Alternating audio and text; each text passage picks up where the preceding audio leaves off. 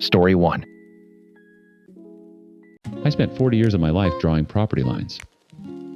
40 years walking through woods, wading through creeks, hammering stakes into red clay, and telling people exactly where their land ended and someone else's began. I've seen grown men cry over 6 inches of dirt. I've watched families tear apart over a drainage ditch. I've testified in court 17 times, and every single time the line I drew held up. So when I retired to my 3 acres outside Greenville, Tennessee, I figured the one thing I'd never have to worry about was somebody moving a line on me. I was wrong. My wife Carol passed in 2021. Breast cancer. After that, I didn't do much. I sat on my porch. I drank coffee. I watched the birds hit the feeder.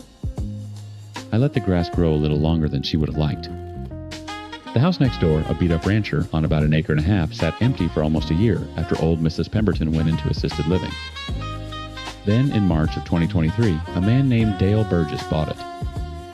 Dale was what they call a real estate flipper around here, though that's a generous term.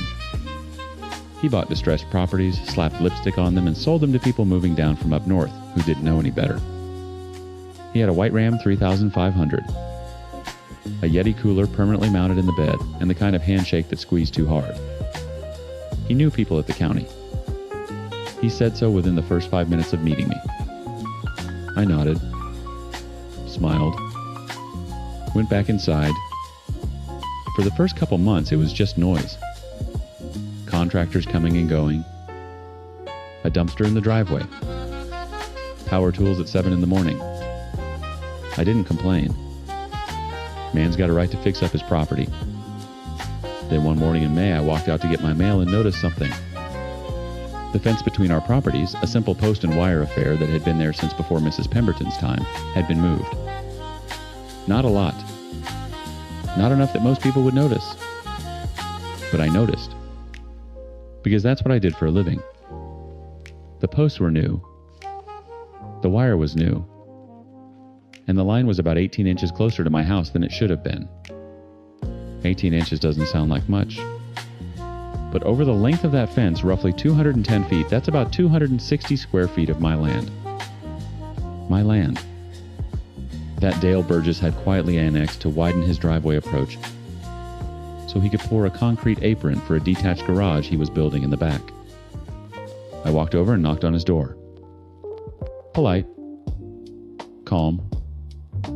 I told him the fence had been moved and I'd appreciate it if he put it back. He looked at me with his half grin, the kind you give a dog that's barking at nothing, and said, "I don't think so, bud." Had my guy survey it. That's where the line is. I asked to see the survey. He said he'd get it to me. He never did. I called the county. Spoke to code enforcement. Spoke to the planning office. Spoke to a woman named Denise who sounded like she was eating lunch the entire time. They told me it was a civil matter. Boundary disputes between neighbors weren't something the county got involved in. I'd need to hire a lawyer. Now I could have hired a lawyer. I could have filed a quiet title action, paid $8,000, and waited 14 months for a court date. But I didn't want to do that. I wanted to do something more thorough. See, Dale Burgess made an assumption about me. He saw a 71-year-old man living alone in a house with peeling paint and a lawn that needed mowing, and he assumed I was someone who would just absorb the loss. Shrug it off. Let it go. That was a mistake. The first thing I did was pull my own original survey from when I bought the property in 2019. I had the plat, the meaties and bounds description, the iron pins, everything. I went out with my old equipment, my Topcon total station that I'd kept in the garage, and I ran the line myself. I was right, of course. 18.25 inches to be precise. I documented everything. Photos, measurements, GPS coordinates. Dated and time-stamped. Then I started looking at Dale's property. Not the fence line. Everything else. 40 years in surveying teaches you something most people don't understand. Every piece of land has a paper trail, and that paper trail is public record. So I went to the County Register of Deeds. I pulled Dale's deed. I pulled Mrs. Pemberton's deed before his. I pulled the subdivision plat from 1974. I pulled every permit application associated with that parcel going back 20 years. And that's when things got interesting. The detached garage Dale was building, no permit. Not applied for, not issued, not pending. He was building a 600 square foot structure with electrical service and no permit whatsoever. In Greene County, that's a stop work order and a fine. But I didn't report it yet. I kept digging. I pulled the septic records from the health department. Mrs. Pemberton's house had a conventional gravity flow septic system designed for a 2-bedroom home. Dale had converted the house to 3 bedrooms and added a half bath. That's a material change in use that requires a septic evaluation and potentially a new system. He hadn't done any of it.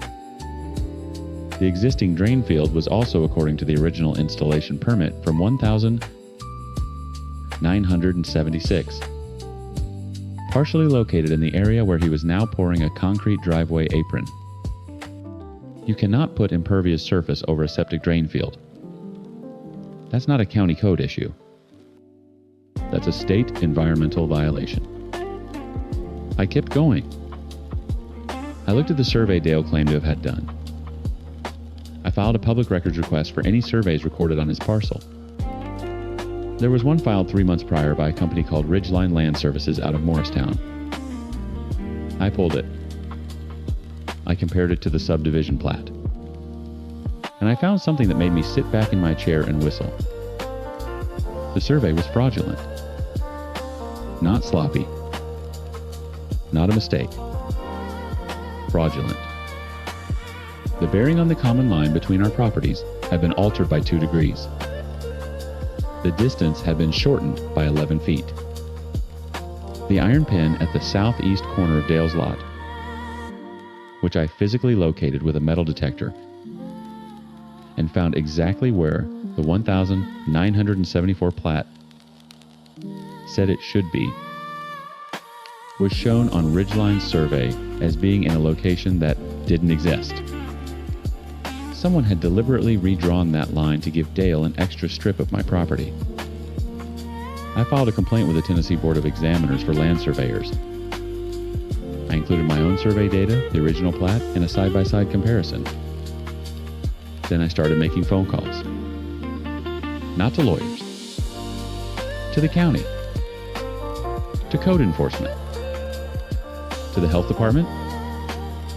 To the State Department of Environment and Conservation. I filed formal complaints, written and documented with exhibits, for the unpermitted garage, the septic violations, the impervious surface over the drain field, and the encroachment based on a fraudulent survey.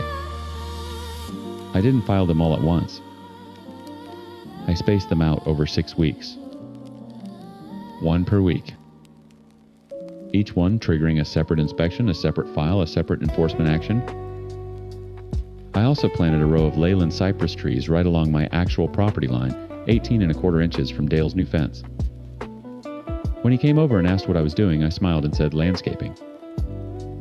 The county couldn't ignore written complaints with documentary evidence. The inspection started in August. The stop work order on the garage came first. Then the septic violation. Then the environmental referral. Each one carried fines.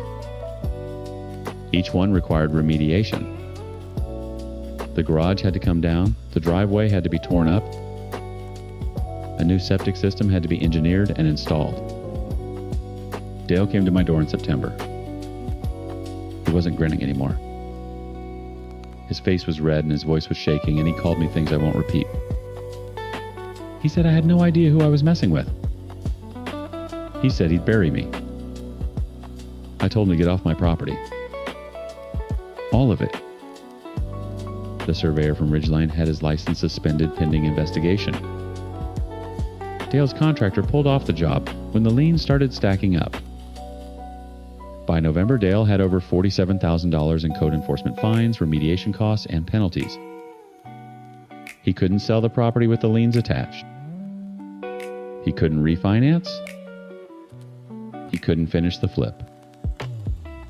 In January of this year, the county foreclosed on the liens. Dale Burgess lost the property. The whole thing. Not because of a lawsuit, not because of a judge, because of paperwork. Because every violation was real, every complaint was legitimate, and every single line I drew was exactly where it was supposed to be. The new fence came down in February. My cypress trees are about 4 feet tall now. They'll be 20 in a few years. Carol would have liked them. I still sit on my porch. I still drink my coffee. I still watch the birds. But every now and then I look over at that empty lot next door and I think about Dale Burgess and his two-heart handshake, and I allow myself a small, quiet satisfaction. 40 years drawing lines. And nobody moves mine.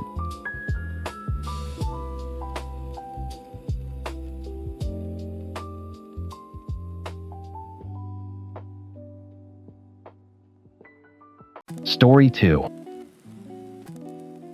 I trusted my daughter with my life. She used that trust to steal everything I had left. My name is Harold Myers. I'm 73 years old. I spent 41 years as a certified public accountant in Kansas City, Missouri. I balanced books for restaurants, dental practices, car dealerships, you name it. Numbers were my language. Precision was my religion. And I'm telling you this so you understand something important. I am not a stupid man. But I was a lonely one. And loneliness, I've learned, is the crack in the foundation that lets the worst people crawl inside. My wife Donna passed in 2019. Pancreatic cancer, fast and cruel. After she died, the house on 87th Street got real quiet. I had 3 kids, Kevin, who lives in Denver, Lisa, who's down in Tulsa, and my youngest, Suzanne. Suzanne lived 20 minutes away in Overland Park. Kevin called once a week. Lisa called twice a month. Suzanne showed up every Sunday with a container of homemade chicken soup and a smile that could break your heart. I want you to remember that smile, because it's the last thing I saw before everything went dark. The diagnosis came in early 2021. Early stage dementia. My doctor, Dr. Pham, sat me down and explained it carefully. I'd have good days and bad days. My cognition would slip in small ways, forgetting where I put my keys, losing track of conversations, repeating myself. But I was still me. Still competent. Still capable of making my own decisions. That distinction matters more than you know, because Suzanne understood it perfectly. She understood that I was foggy enough to be guided, but sharp enough that no court would call me incapacitated. She found the sweet spot, and she lived in it. The Sunday visits became more frequent. Tuesdays. Thursdays. She started organizing my medications into those little plastic pill organizers. She drove me to appointments. She brought over casseroles and sat with me while I watched Jeopardy. I remember thinking, God, at least I have one kid who gives a damn. Kevin and Lisa, I told myself they were busy. They had their own lives. But Suzanne was here. Suzanne cared. That's what I told myself when she first mentioned the attorney. Dad, we should probably update your paperwork, she said one Thursday afternoon, casual as anything. You know your will, your medical stuff. It's been years. Mom still listed on half of it. She wasn't wrong. Donna was still my healthcare proxy. My existing will was from 2014. So when Suzanne said she'd found a good estate attorney, a guy named Dale Whitford in Lenexa, I didn't think twice. She drove me there on a Wednesday morning. Nice office. Leather chairs. Dale was polite, professional, soft-spoken. He asked me questions. I answered them. Suzanne sat in the corner, quiet hands folded in her lap like she was at church. I signed what he put in front of me. I signed a new living will. I signed a durable power of attorney. I signed a healthcare directive. And I didn't read every word because my eyes get tired and the print was small, and Suzanne said she'd already reviewed everything and it was all standard. Standard. 3 months later, she took me back. There were updates, she said. Some language that needed tightening. I signed again. Then again, 2 months after that. Each time Suzanne drove. Each time Suzanne sat in the corner. Each time Dale Whitford slid papers across the desk. And I signed where the little yellow tabs told me to sign. I didn't know what I was signing. Not really. Not the specifics. And that's the part that keeps me up at night, because I should have known. 41 years of reading fine print for a living, and I let my own daughter hand me a pen and point. Here's what those documents said, as I eventually learned. The first revision removed Kevin and Lisa as co-beneficiaries of my estate and made Suzanne the sole heir. The second revision granted Suzanne full durable power of attorney, financial and legal, effective immediately, not upon incapacitation. The third revision named Suzanne as my exclusive healthcare proxy with authority to make end-of-life decisions, override physician recommendations, and restrict hospital visitation. She could decide who got to see me. She could decide when to pull the plug. She could sell my house, strain my accounts, and lock my other 2 children out of every room I'd ever be in. And it was all technically legal. Because I signed it. Because I wasn't legally incompetent. Because Dale Whitford asked me, "Mr. Myers, do you understand what you're signing?" And I said, "Yes." And maybe in that moment, I thought I did. Kevin found out by accident. He called my financial advisor in March 2022 to ask about my accounts. "Just checking in," he said. And the advisor told him he couldn't share any information because he was no longer an authorized party. Kevin called me confused. I didn't know what he was talking about. He called Lisa. Lisa didn't know either. Then Kevin drove 11 hours from Denver to Kansas City without telling anyone, walked into my house on a Tuesday morning, and found the copies of the documents in my filing cabinet. He sat at my kitchen table and read them out loud to me. Every word. And I sat there listening. And I felt something.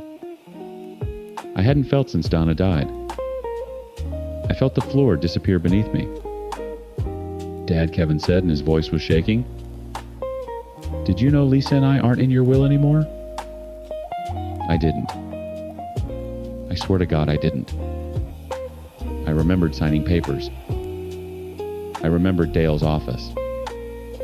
I remembered Suzanne telling me it was all standard. But I did not remember agreeing to cut my own children out of my life. Kevin hired a lawyer that same week. A woman named Patricia Okonkwo, out of an office on Metcalf Avenue. Sharp as a scalpel. She filed a petition in Johnson County Probate Court to challenge the validity of the documents alleging undue influence and exploitation of a vulnerable adult. And that's when Suzanne stopped bringing soup. The hearing was held in a conference room on the second floor of the Johnson County Courthouse. Fluorescent lights, drop ceiling, a long table with fake wood grain. It looked like the break room of a mid-tier insurance company, and it was the place where my family came apart. Suzanne sat across from me with her own attorney. She wore a navy cardigan and no makeup. She looked tired. She looked like a devoted daughter who'd been dragged into court by her jealous siblings. That was the play, and she executed it flawlessly. Her attorney argued that I had signed everything voluntarily, that I was assessed as competent at the time, that Dale Whitford had followed proper legal procedure, that Suzanne's increased involvement in my care was natural and appropriate given my diagnosis, that Kevin and Lisa had been largely absent. And here's the thing that made me sick. Some of that was true. Kevin was in Denver. Lisa was in Tulsa. They weren't here every Sunday. They weren't organizing my pills. They weren't driving me to the doctor. Suzanne was. And she'd built that presence deliberately, methodically, like she was constructing an alibi out of casserole dishes and prescription bottles. Patricia called Dr. Pham to testify. He explained my diagnosis. He explained that early-stage dementia creates a window, a period where the patient appears functional, but is highly susceptible to suggestion, particularly from trusted figures. He said, and I'll never forget this, Mr. Myers could tell you what day it was.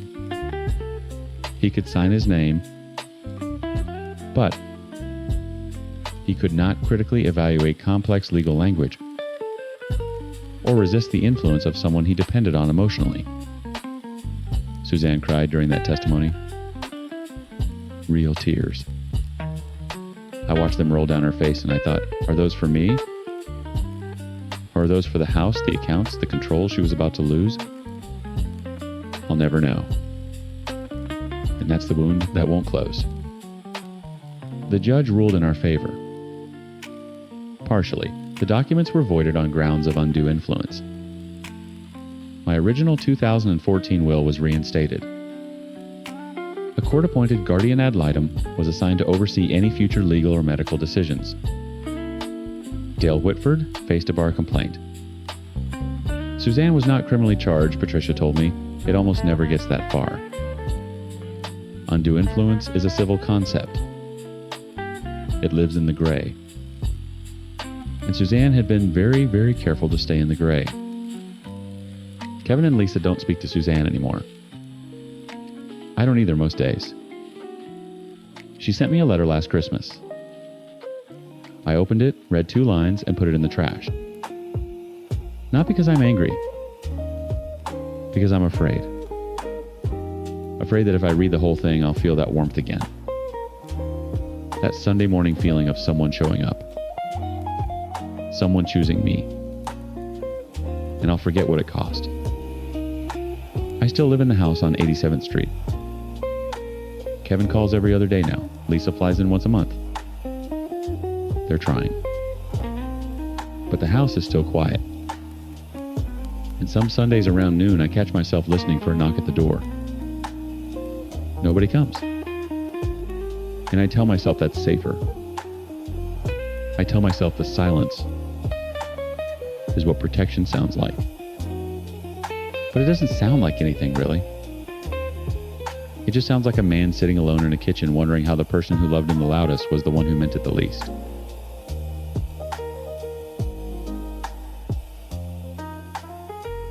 Story 3.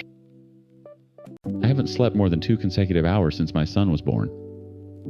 8 months of fragmented consciousness, of stumbling through a house that smells like sour milk and lavender detergent, of loving someone so completely that it physically hurts your chest. I need you to understand that first. Because when I tell you what I found on that camera, you're going to ask me why it took 11 days to check the footage. And the answer is simple. I was so tired, I was hallucinating. I was so grateful for help that I refused to question it. And I trusted the wrong people with the only thing in this world that matters to me. My son's name is Oliver. Ollie. And for 11 days, a woman I invited into my home tried to teach him that I didn't love him. Let me back up. My sister Renata is 4 years older than me. She's the kind of person people describe as put together. She never had kids, said she didn't want them, but she was the first person at the hospital when Ollie was born. She held him before my husband did. She cried. I remember thinking it was the closest I'd ever felt to her. By month 6, I was drowning. My husband Marcus travels for work 3, sometimes 4 days a week. I was alone in our house in Eagan, a suburb south of Minneapolis, trying to keep a baby alive while my brain was slowly liquefying from sleep deprivation. I mentioned to Renata that I was thinking about hiring help. She lit up. Said she knew someone perfect. Tessa Langford. 34. Soft voice, warm hands, the kind of woman who makes eye contact when she talks to you and actually listens. She attended Renata's church. She'd worked with infants before, had references, a clean background check, the whole thing. She moved into our guest room on a Tuesday in October. For the first 3 weeks, I thought God had answered a prayer. I didn't even know I'd been praying. Ollie took to Tessa immediately. She was calm when I was frantic, patient when I was short. She did night feeding so I could sleep. She folded laundry without being asked. Marcus said she was a godsend. But then something shifted. It was subtle at first. Ollie started fussing when I picked him up. Not every time, but enough that I noticed. He'd arch his back, twist his face away. When Tessa held him, he'd settle instantly. She'd give me this sympathetic look, like she felt sorry for me, and say things like, "Some babies just go through phases," or "He might be sensing your stress." I believed her. Why wouldn't I? I was stressed. I was a mess. I thought my own baby was rejecting me because I wasn't good enough. That specific thought almost broke me. I called Renata sobbing one night, and she said, "Maybe you need to step back a little. Let Tessa handle more. You're overwhelming him." My own sister told me to step back from my son. I almost did. But something stopped me. A feeling. Not evidence, not logic, just this low animal hum in my gut that said something is wrong. So I ordered a nanny camera online. A small one disguised as a USB charger. I plugged it into the outlet next to the changing table in Ollie's nursery. I synced it to an app on my phone. And then, I didn't watch it. For 11 days, I didn't watch a single second. I told myself I was being paranoid. I told myself I was the problem. Every time I reached for my phone to check the feed, I'd hear Renata's voice. "You're overwhelming him." And I'd put the phone down. On day 12, Marcus was home. He was holding Ollie on the couch, and Ollie was laughing, this full, open-mouthed baby laugh, and then I walked over and reached for him, and he screamed. Not fussed. Screamed. Like I was a stranger. Like I was something to be afraid of. Marcus looked at me with this expression I will never forget. It wasn't accusatory. It was worse. It was pity. That night, after everyone was asleep, I opened the app. The footage was organized by date broken into motion-activated clips. I started with the most recent day and worked backward. The first few clips were normal, Tessa changing diapers, rocking Ollie, singing softly. I almost closed the app. Almost. Then I hit a clip from 2 in the morning. Tessa was sitting in the glider with Ollie, giving him a bottle. The room was dark except for the nightlight. She was leaning close to his ear, and at first I thought she was humming. I turned the volume all the way up, pressed the phone against my ear. "She doesn't love you, sweetheart." "She doesn't. She's too tired to love you. But I'm here. I'm always here. I love you. I'm your person." My hand started shaking so hard I almost dropped the phone. I kept watching. Clip after clip. Night after night. It was methodical. It was deliberate. During every single feeding, every one, Tessa whispered to my son that I didn't love him. She used the same phrases, the same cadence, like a script she'd rehearsed. She would take the blanket I'd slept with, the one I kept in his crib, so he could smell me, and she'd pull it away from his face when he reached for it. She'd tuck it under the mattress where he couldn't get to it, then replace it with one of her own shirts. She was conditioning him. Rewiring his attachment at 8 months old, when the brain is building its most fundamental understanding of safety and love. She was teaching my baby that comfort came from her, and fear came from me. I watched 7 hours of footage that night.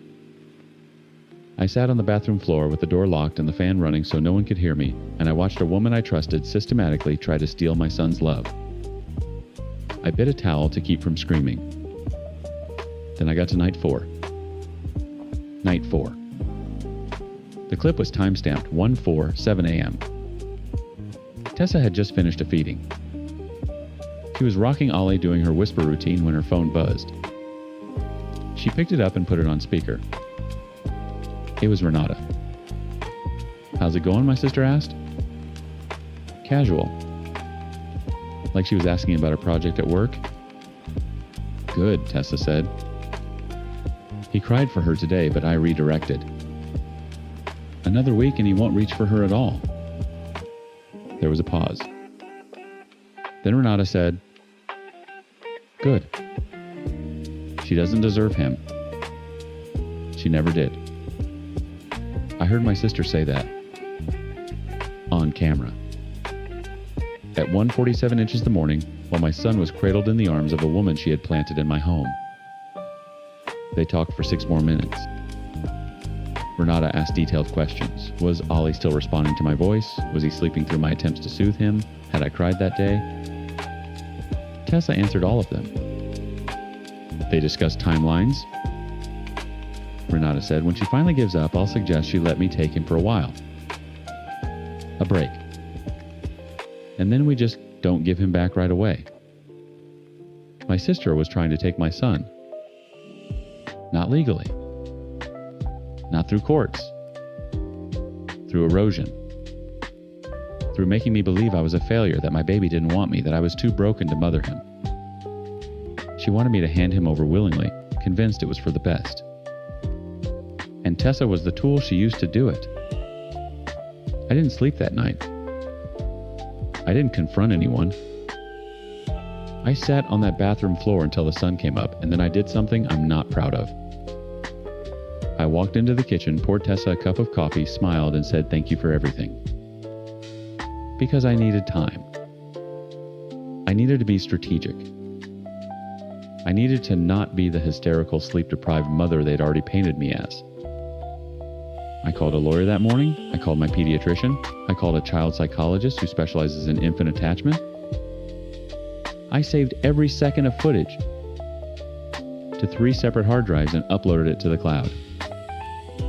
Then I called Marcus. He was in Detroit. He was on a plane home within 2 hours. That evening, Marcus and I sat Tessa down at the kitchen table. I placed my phone in front of her and pressed play. I watched the color drain from her face, like someone had pulled a plug. She didn't deny it. She didn't even try. She said almost in a whisper, "Renata said you were hurting him." Renata said a lot of things, I told her. Tessa was out of our house within the hour. I changed the locks that night. Renata I handled differently. I didn't call her. I didn't scream. I sent her the footage, all of it, with a single text message. "Don't contact me. Don't contact my son. If you come near my family, my lawyer will be in touch." She called 17 times that night. I didn't answer. She sent a long email the next day, full of justifications. She said I was unfit. She said she was protecting Ollie. She said she'd always wanted to be a mother, and watching me waste the opportunity was killing her. I read it once, then forwarded it to my lawyer. It's been 4 months.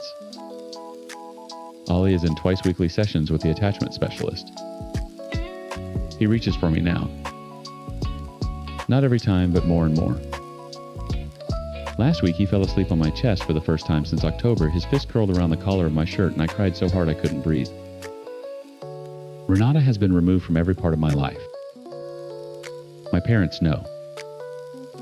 They've seen the footage. My mother hasn't spoken to Renata since. My father tried to mediate once, and I told him if he brought it up again, he'd lose access to his grandson too. He hasn't brought it up again. People ask me if I'll ever forgive her. I don't think about forgiveness. I think about a dark room at 1:47 inches in the morning and a woman whispering lies into my baby's ear and my sister on the other end of the phone asking if I'd cried that day. She wanted to know if it was working. It almost did.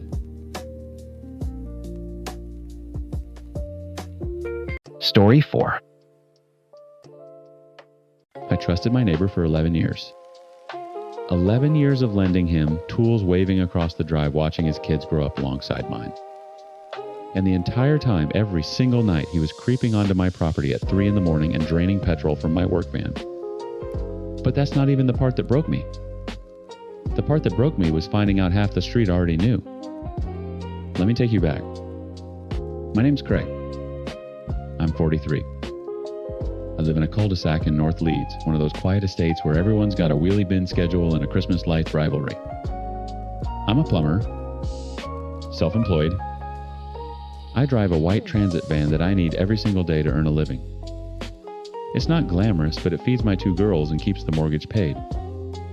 For about 18 months, I'd been noticing my fuel gauge didn't add up. I'd fill the tank Monday morning and by Wednesday it'd be lower than it should have been. Not dramatically. Just enough to make me think I was going mad. I mentioned it to my wife Laura and she said I was probably just driving more than I thought. Fair enough. I let it go. Then the fuel prices went through the roof. We're talking 160, 170 quid to fill that van. And suddenly the discrepancy wasn't just annoying, it was costing me real money. So I did what any normal person would do in 2024. I bought a Ring doorbell camera, fitted it on a Saturday afternoon, angled it so it covered the front of the house and the driveway where I parked the van. I wasn't even thinking about theft, honestly. I just wanted to see if the neighborhood cats were the ones knocking over my recycling. Monday morning, I sat down with a coffee before the girls woke up and scrolled through the overnight footage. And there he was. Dave. My next-door neighbor. The bloke I'd had barbecues with. The bloke whose dog I'd watched when he went to Tenerife. At 3:07 a.m., clear as day, under the motion-activated light crouched beside my van with a length of rubber tubing and a jerry can. Siphoning petrol out of my tank like it was the most natural thing in the world. He wasn't even wearing a mask. Wasn't even rushing. He moved with the casual confidence of a man who'd done this hundreds of times. And based on what I found out later, he had. I didn't say anything that day. I watched the footage again. Then I checked Tuesday night. Same thing. 3:11 a.m. Same tubing, same jerry can. Wednesday, 3:04 a.m. Every single night. Like clockwork. I saved 2 weeks of footage. 14 clips. 14 visits. I calculated the amount he was taking, roughly 15 to 20 liters a night. At current prices, that's about 30 quid a go. Over 18 months, we're talking somewhere north of 15,000 pounds. From my van. From my livelihood. While I slept 30 feet away. But I needed to understand the full picture before I said a word. So I kept the camera running, and I started paying closer attention to the street. That's when I noticed something else. Dave had a little shed round the back of his house. Nothing unusual, every house on the estate has one. But I started seeing neighbors popping round to his back gate at odd hours. Terry from number 14, Shaz from number 9, Mark and his lad from the end house. They'd go in empty-handed and come out carrying jerry cans. He was selling it.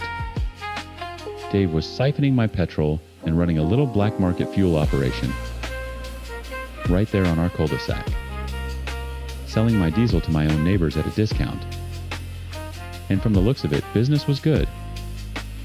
I told Laura everything on a Friday night after the girls were in bed. She went white, then she went red. Then she wanted to call the police immediately. I said no. Not yet. I wanted to look Dave in the eye first. I needed to understand how a man I'd considered a friend could do this to me for nearly 2 years without a flicker of guilt. Saturday morning. Bright and dry. I walked out onto the driveway with my phone in my back pocket recording. Dave was washing his car, a BMW X3 by the way, which I'd always wondered how he afforded on a warehouse supervisor's salary.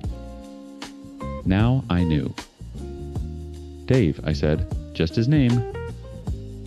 Nothing else. He looked up, smiled. All right, Craig, good weekend. I said I put a camera up. The smile didn't drop immediately. It sort of froze. Like his face needed a second to catch up with his brain. Then his eyes went to the Ring doorbell above my front door and I watched the color drain out of him in real time. I've got 2 weeks of footage, I said. Every night. The tubing, the jerry cans, all of it. I've also got footage of half the street coming around your back gate to buy what you've taken from me. He put the sponge down, didn't say a word for what felt like a full minute. Then, and this is the part that still makes my blood boil, he said, "Come on, Craig, it's only a bit of diesel." Only a bit of diesel. I said, 15,000 pounds, Dave. That's what I've estimated. 18 months of you draining my tank every night. That's not a bit of diesel. That's theft. That's my family's money. He started backpedaling. Said it hadn't been going on that long. Said he'd only done it a few times. I pulled out my phone and played him the footage right there on the driveway. His face at 3 a.m. illuminated perfectly, tubing in his mouth, sucking petrol like a man with no shame. That's when his wife Karen came out. And that's when it got loud. Karen started screaming at me. Not at Dave, at me. Saying I was trying to ruin their family. Saying I was a snitch. Saying everyone on the street does bits and pieces and I should stop being so precious about a splash of fuel. A splash of fuel. 15,000 pounds. My ability to do my job. Then Terry from number 14 appeared. He'd heard the shouting. He walked over, and I'll never forget this, he said to me, "Craig, mate, just leave it. It's not worth the hassle." I looked at him and said, "You've been buying my stolen petrol from him, Terry." He didn't deny it. He just shrugged. Shrugged. Like I was the unreasonable one for being upset that my neighbor had been robbing me blind and half the street had been funding it. Within 20 minutes, there were 8 people on that driveway. Some defending Dave, some just watching. Shaz, from number 9, admitted she'd been buying fuel from him for over a year. Said she thought it was surplus from his work. Mark from the end house said the same. They all had their little stories, their little justifications. But the one that gutted me most was old Bill from number 6. Bill's 72. I cut his grass every other week. I cleared his gutters last autumn for free. He looked at me with genuine sadness and said, "I knew Craig. I saw him a few times from my bedroom window. I should have told you. I'm sorry." That cracked something in me. Not the theft. Not Dave. Not Karen screaming. It was Bill's quiet apology. Because it confirmed what I'd been trying not to believe.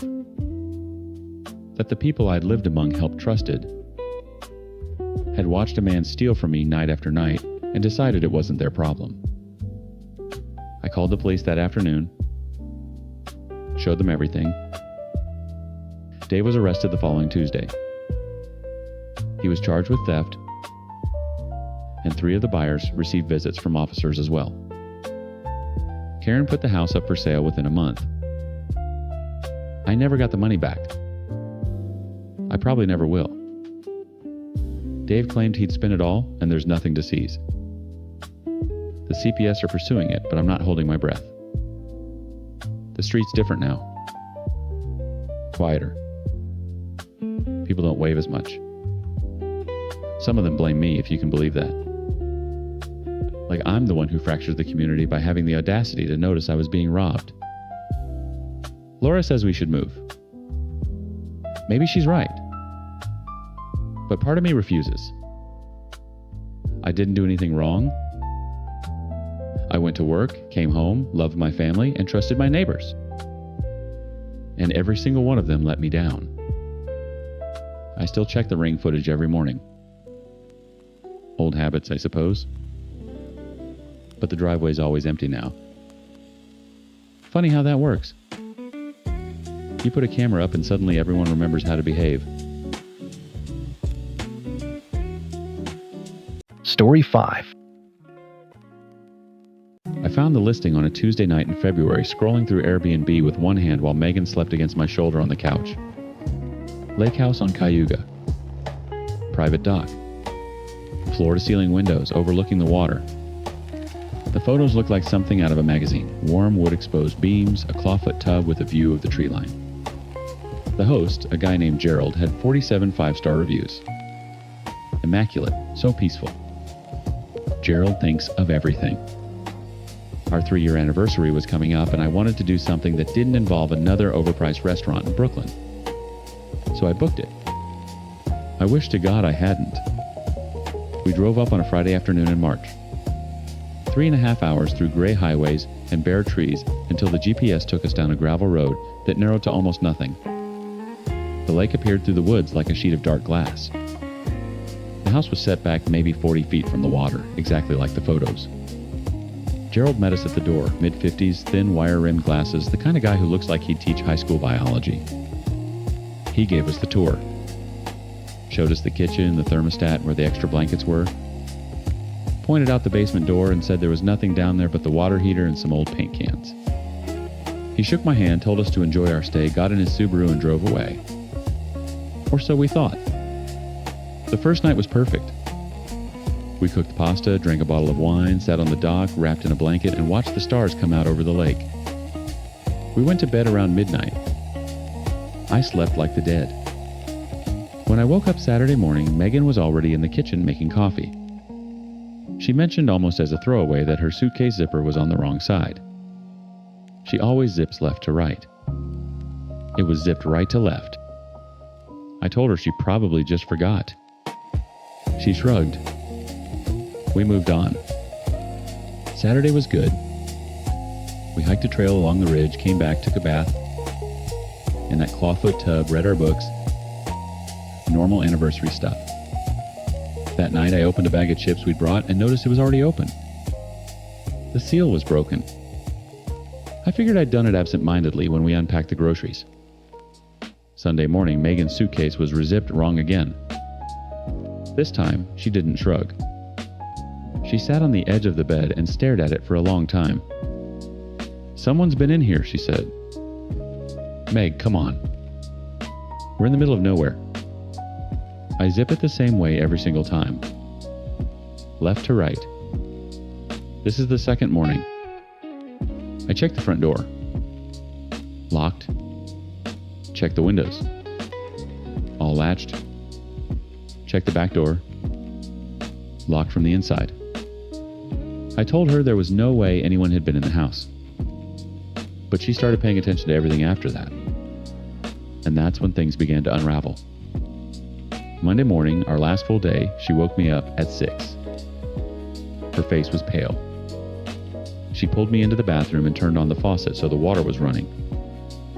I thought she was losing it. Then she whispered, "The bananas." We'd bought a bunch of 5 bananas on Friday. We'd each eaten one. There should have been 3 left. There were 2. And her suitcase was rezipped wrong for the 3rd time. She'd placed a tiny piece of tape on it the night before a trick she'd read about somewhere. The tape was broken. I felt something cold settle into my chest. She pulled out her phone and showed me that she'd been taking photos of the kitchen counter every night before bed. In the photo from last night, the dish towel was draped over the oven handle. This morning, it was folded on the counter. A chair at the kitchen table was pulled out slightly, maybe 2 inches from where it had been. "Someone is coming in here while we sleep," she said. And I believed her. We searched the house. Every closet, every cabinet. I went down to the basement, even though Gerald said there was nothing there. Water heater. Old paint cans. Concrete walls. But Megan came down after me, and she's more observant than I am. She's always been more observant than I am. She pointed to the far wall. There was a shelf unit, the kind you get at Home Depot, metal frame pressboard shelves loaded with old cans of stain and turpentine. But the dust pattern on the floor was wrong.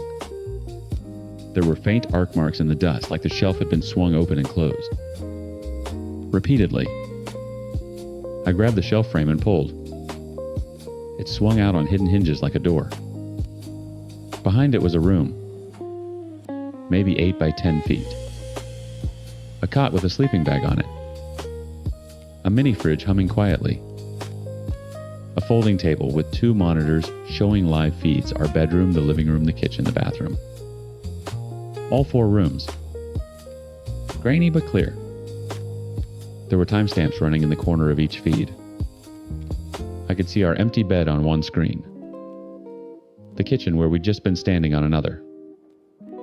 On the table next to the monitors was a half-eaten banana.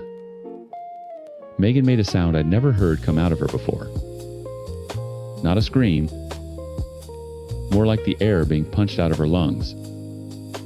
I grabbed her hand and we ran upstairs. I wanted to leave immediately, but she stopped me. She was shaking, but she had her phone out. She started filming. She went back down those stairs and filmed everything: the hidden room, the monitors, the cot, the food.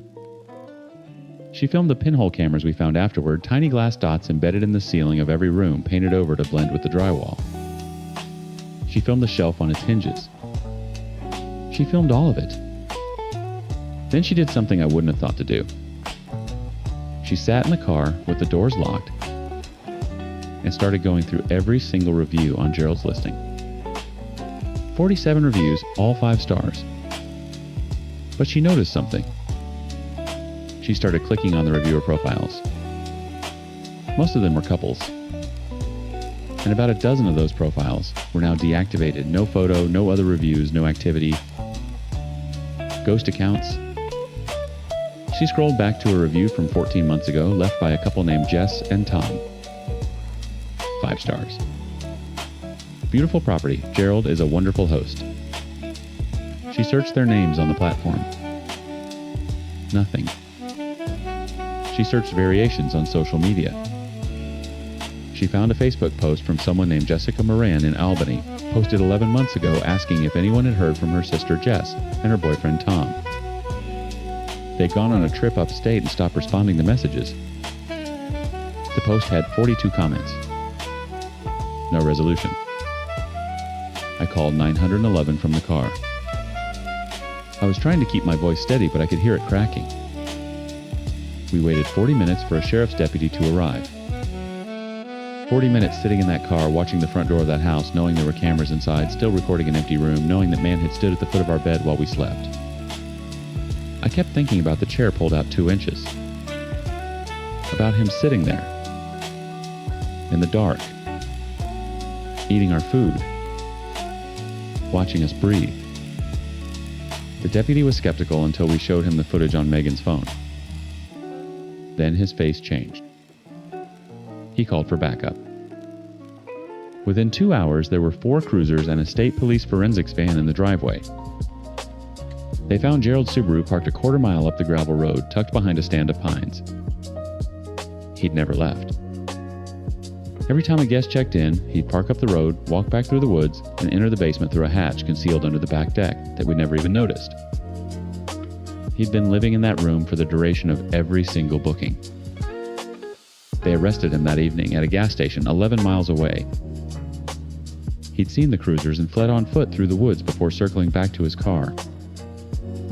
When they searched the hidden room more thoroughly, they found a drawer under the cot containing dozens of SD cards, each one labeled with dates and first names. Years of footage. Years of guests. They also found personal items that didn't belong to Gerald. A woman's hair clip, a man's watch, a phone with a cracked screen. They haven't confirmed publicly who those items belong to. But Jess and Tom still haven't been found. Megan and I drove back to Brooklyn that night. Neither of us spoke for the first hour. She's in therapy now. She sleeps with the lights on and checks every closet before bed. I installed cameras in her apartment, which I realize is its own kind of irony, so she can watch the feeds from her phone when I'm not home. Airbnb removed Gerald's listing within 48 hours. No public statement. No acknowledgement. Just gone. Like it never existed. Just like those guests. I think about that a lot. How easy it is to disappear from a platform. How a 5-star review can be written by someone who has no idea what happened to them yet. How a locked door means nothing if the person you're locking out is already inside. Megan's tape trick saved us. A piece of Scotch tape the size of a fingernail. That's what separated us from whatever happened to the people who came before. I don't know if I'll ever sleep soundly again, but at least I woke up.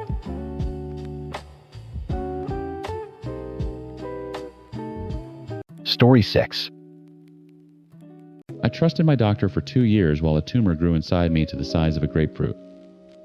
He told me it was anxiety. He told me it was irritable bowel syndrome. He wrote in my chart in permanent ink in a medical record that followed me everywhere that I was drug seeking. And I believed him. I believed him over my own body, over every scream my insides made at 3 in the morning when I was curled on the bathroom floor, sweating through my clothes, biting down on a rolled up washcloth, so I wouldn't wake my daughter. My name is Maya Okonkwo. I'm 36 years old.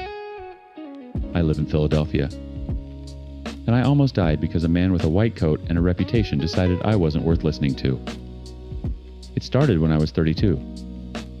The pain came in episodes, sudden, brutal, like someone was wringing out my intestines with both hands. I'd be fine for a week, sometimes 2, and then it would hit without warning. At work, in the car, in the middle of reading my daughter a bedtime story, I'd go white. I'd sweat through my shirt. I couldn't stand up straight.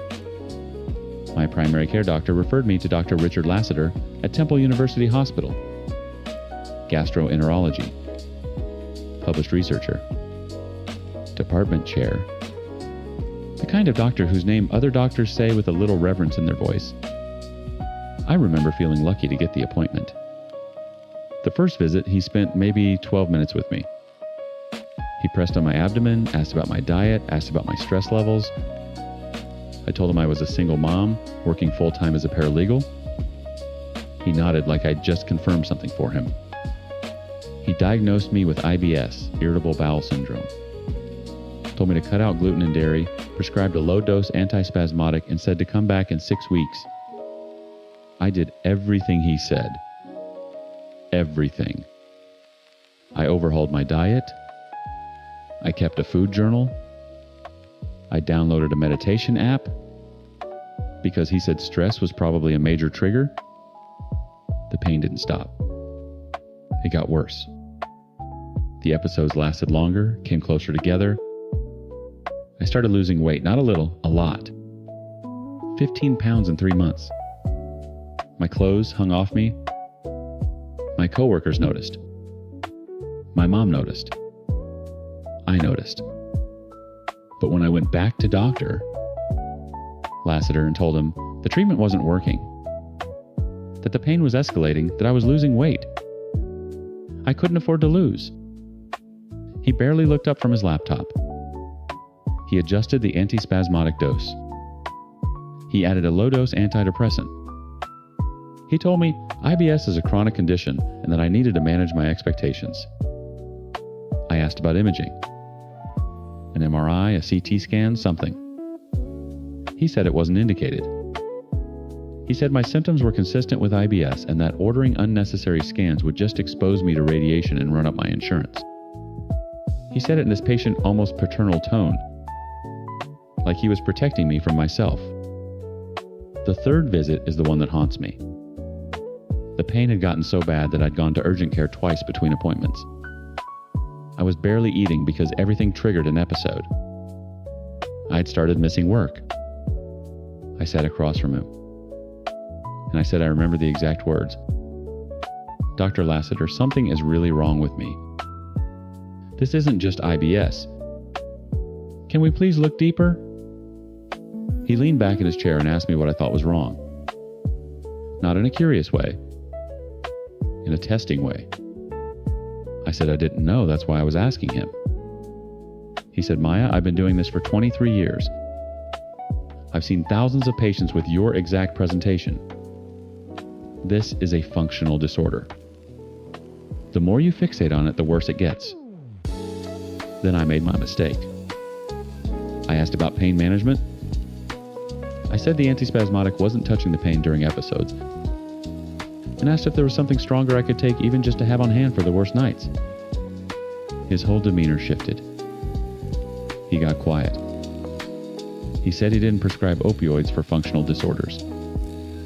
I said I wasn't specifically asking for opioids, I just wanted something that worked. He said I understand in a way that made it clear he didn't believe me. I found out later what he wrote in my chart that day. Under clinical notes, patient is focused on pain medication. Possible drug-seeking behavior. Recommend continued conservative management. Those words drug-seeking became a tattoo I couldn't wash off. Every doctor, every urgent care visit, every ER trip after that, they'd pull up my chart and I could see it in their eyes. The subtle shift. The slight cooling. I went from being a patient to being a problem. I started doubting myself. That's the part that's hardest to talk about.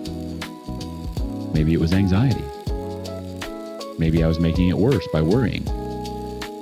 Maybe I had a low pain tolerance. Maybe I was being dramatic.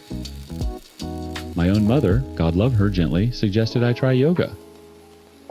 My best friend sent me an article about the gut-brain connection. Everyone around me had absorbed Dr. Lassiter's diagnosis like it was gospel, and I started absorbing it too. I stopped advocating for myself. I stopped asking questions. I just lived with the pain. I white-knuckled through episodes and told myself this was my life now. I told myself I was the kind of person whose body overreacts to stress, and that I needed to be tougher. I lost 2 years to that lie. On a Tuesday night in February, the pain hit different. It was sharper, deeper, and it didn't let up. By midnight, I couldn't walk. My mom came to stay with my daughter, and I drove myself to the ER at Jefferson Hospital, not Temple, because I couldn't face going back there. I was triaged, given IV fluids, and waited.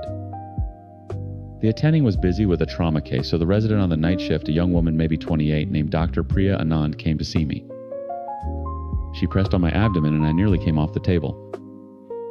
She looked at my chart, she saw the IBS diagnosis, she saw the drug-seeking note, and then she did something no one had done in 2 years. She paused.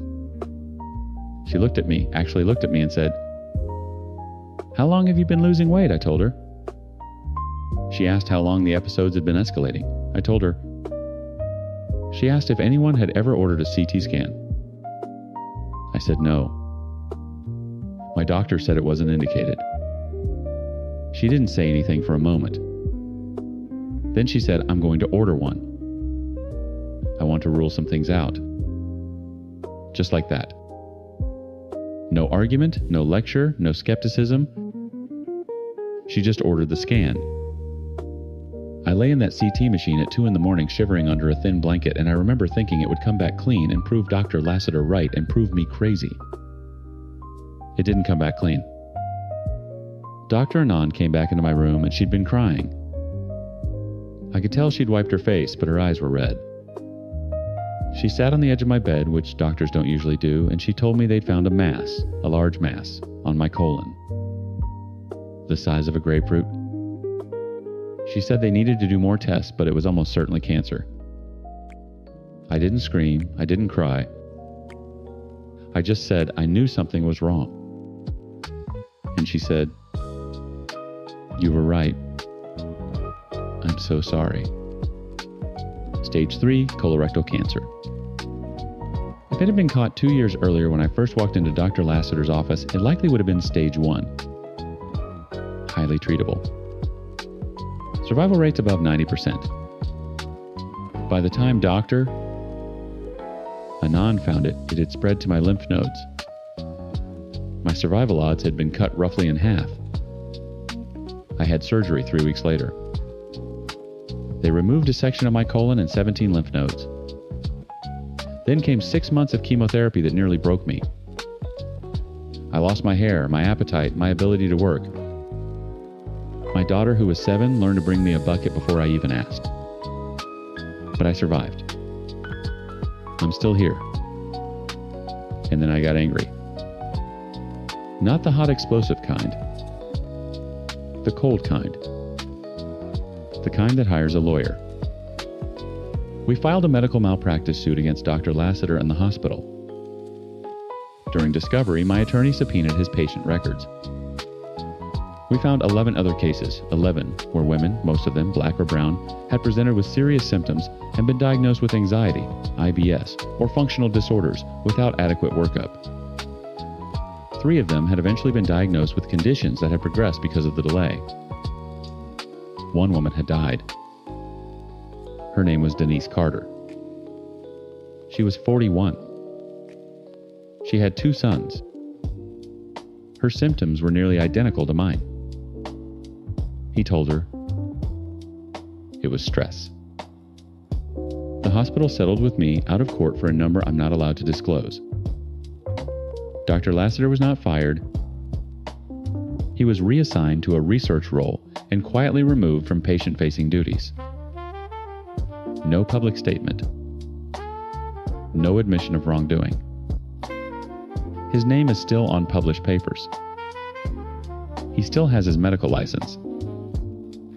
The state medical board reviewed the complaints and issued a formal reprimand. A reprimand for a pattern of negligence that cost 1 woman her life and nearly cost me mine. I tell this story now because I need you to hear something. If your body is telling you something is wrong, it is wrong. If your doctor dismisses you, find another doctor. If they write drug seeking in your chart, demand it be amended. If they won't listen, make them document their refusal in writing. I spent 2 years apologizing for my own pain. 2 years shrinking myself to fit inside a diagnosis that was never mine. I will never do that again. And if Richard Lassiter ever hears this, I want him to know that I remember every single time he looked at his laptop instead of looking at me. I hope he remembers too. Story 7. I know you've probably heard their side of the story. I'm the crazy neighbor, the Karen, who freaked out over a little noise. That's the simple version, the one that makes them the victims and me the monster. But they don't tell you about the silence. They don't tell you what that car really stole from me. Before all this, my life was measured in minutes of quiet. My son, my beautiful little boy Leo, was born with colic and a hate for sleeping that felt personal. Getting him down for a nap wasn't just a task. It was a mission. It was a delicate hour-long dance of rocking, shushing, and walking endless circles around our living room until his tiny body finally went limp in my arms. When I laid him in his crib, I'd hold my breath, tiptoeing out of the room like a bomb disposal expert. The click of the door latch felt like a gunshot. Those moments when he finally slept, that was my oxygen. An hour, maybe 2 if I was lucky, to shower, to eat something that wasn't a granola bar, to just sit and not be touched. To feel like a human being again. We bought this house specifically because the street was a dead end. It was quiet. It was my sanctuary. That silence was everything to me. It was the only thing keeping me from completely falling apart. Then they showed up. Well, the car did. It was some kind of old muscle car, the kind that looks like it runs on pure anger. And the sound, it wasn't just loud.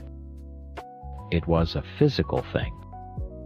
A deep guttural roar that vibrated through our windows and up through the floorboards. The first time it started, I nearly dropped a plate. It coughed and sputtered to life like a dragon waking up, and then it settled into this ground-shaking idol. And it was every single day. Right around 2 in the afternoon.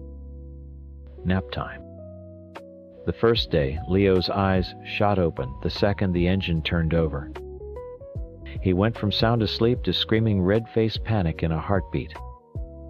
All my work gone. It took another hour to calm him down. The next day, the same thing happened. The roar, the jolt, the screaming. My peace was shattered. My baby was constantly miserable and overtired. And I was starting to feel a different kind of tired. The kind that sits behind your eyes and makes the world feel fuzzy and wrong. A frantic, buzzing kind of exhaustion. After the third day, I couldn't take it anymore.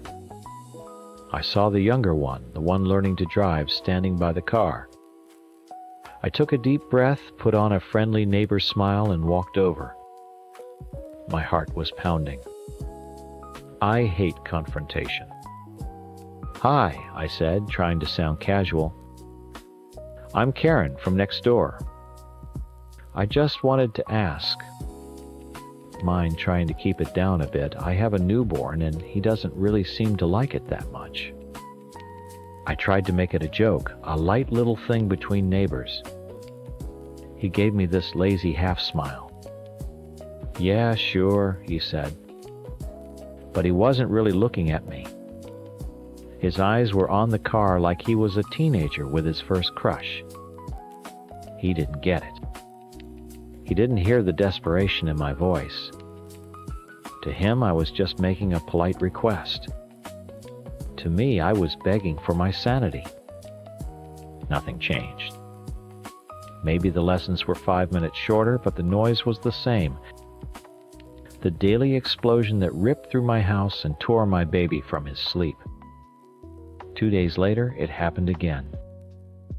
The engine roared and Leo started screaming, and something inside me just snapped. I didn't even put on shoes. I marched right out there, my hands shaking. This time I wasn't smiling. "I thought I told you to keep it down," I said. My voice was tight. The guy just shrugged. He had the nerve to look annoyed with me. "It's just how the car is," he said. "It's loud when it starts. It's a waste of gas to turn it off and on while we're practicing." A waste of gas. He said that to my face. He was telling me that a few dollars worth of gasoline was more important than my child sleeping. That his hobby was more important than my well-being. He looked right through me like I was an insect buzzing in his ear. Like I was the one being unreasonable. I just turned around and walked back inside. I didn't say another word. That night was the worst yet. Leo was so overtired he wouldn't settle at all. He just cried and cried. My husband tried to help, but the baby just wanted me. And all I could hear, even in the dead of night, was the phantom echo of that engine. It was burned into my brain. I felt like I was under siege in my own home. Around 3 a.m., I was standing at the window rocking Leo, and I saw it. The car. It was just sitting there in their driveway under the moonlight. It looked so smug, so arrogant. It wasn't just a car anymore. It was a monument to their selfishness. A big ugly symbol of how little they cared about me or my baby. It was the reason I hadn't slept more than 2 consecutive hours in a week. I didn't think. I didn't plan. I just moved. I put Leo back in his crib, praying he wouldn't wake up. I grabbed my house keys from the bowl by the door, walked outside into the cold night air, and crossed the lawn. My bare feet didn't even feel the wet grass. My world had shrunk down to that shiny, dark metal beast.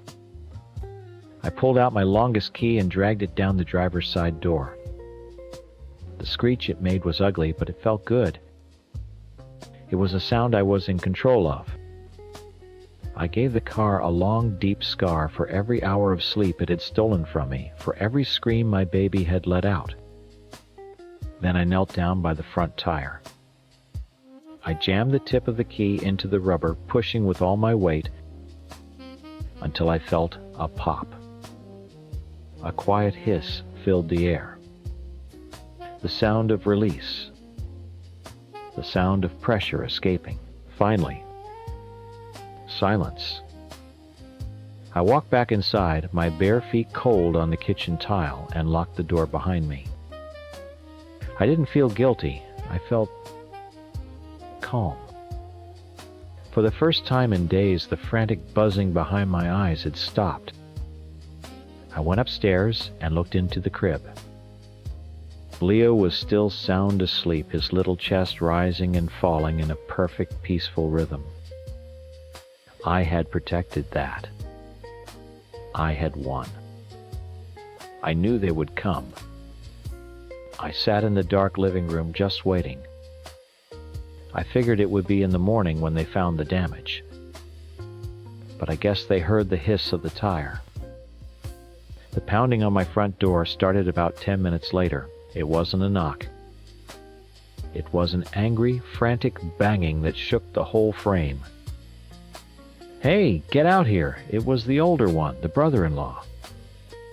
His voice was muffled but full of rage. I didn't move from the couch. My heart was starting to beat a little faster now, but it was a cold, steady rhythm. This was the fight I knew was coming. "We know it was you. What the hell is wrong with you?" I heard the younger one's voice join in, just as angry. They were shouting, swearing. I took a deep breath, walked to the door, but didn't open it. I leaned my forehead against the cool wood.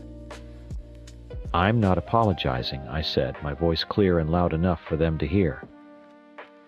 That's when it really started, the insults. "You crazy bitch," one of them yelled. "You're a psycho." The other one called me a stupid bimbo. It was ugly, vile. And in a weird way, it made me feel even more right. This is who they were. This was the kind of person who didn't care about a screaming baby, who thought a waste of gas was a good reason to terrorize a neighbor. They were aggressive, entitled hicks who only understood force. Well, I had given them force. "We're calling the cops," the brother-in-law screamed. "Go ahead," I said, back through the door. Then I walked away and went back upstairs to sit in the rocking chair in Leo's room, just watching him sleep. About 20 minutes later, there was a new knock on the door. This one was more official. Firm, but not unhinged. I looked out the window and saw the flashing blue and red lights painting my lawn. My stomach twisted, but I held my ground. I went to the door again. "Who is it?" "Ma'am, it's the police. We need you to come outside and speak with us." I cracked the door just enough to see an officer standing there, but kept the chain on. "I'm not coming outside," I said. "This is my home. My baby is sleeping upstairs." The officer looked tired. "Ma'am, your neighbors are alleging that you vandalized their vehicle. We just need to get your side of the story." My side of the story is that they have been harassing me and my infant son for a week with a car that sounds like a jet engine. I asked them to stop. They refused. I am the victim here. They've been terrorizing me in my own home. He sighed. That may be, but right now we're investigating a crime. You destroying their property isn't the way to handle it. Now please come outside so we can sort this out. Sort this out. They wanted me to go out there in the middle of the night in my pajamas and stand on my lawn next to the two men who had just been screaming obscenities at me to leave my sleeping baby alone in the house. No! This was my safe place. I wasn't leaving it. "I know my rights," I told him. "You can't make me leave my house without a warrant." He just stared at me for a long moment. "Ma'am, don't make this more difficult than it needs to be." I just closed the door and locked it. I heard him talking on his radio. I heard my neighbors yelling in the background, telling him I was crazy. They were painting their picture of me, and the police were buying it. The crazy Karen. The hysterical new mom. No one was listening to my side. No one cared about the days of noise, the sleep deprivation, the feeling of being trapped by a sound you can't escape. All they saw was a keyed car and a popped tire. They eventually left. The flashing lights disappeared and the street went quiet again. But it wasn't a peaceful quiet anymore. It was heavy, threatening. The next few days were a blur. I was waiting for the other shoe to drop. Then it did. An officer came to my door with a piece of paper. A warrant for my arrest for destruction of property. They were actually charging me. They were treating me like a common criminal. I had to call my husband at work, completely humiliated, and explain that he needed to come home because I was about to be arrested. But that wasn't the end of it. A week later, another man came to the door and served me with papers. A lawsuit. They were suing me for the damage to the car, for emotional distress, for everything they could think of. They want $60,000. $60,000. That's more than our down payment on this house. It's my son's college fund. It's everything.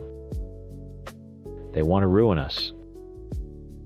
They get to tell everyone they're the victims. They were just two guys having some fun with a car and their crazy neighbor snapped for no reason. But they don't tell you about the screaming baby.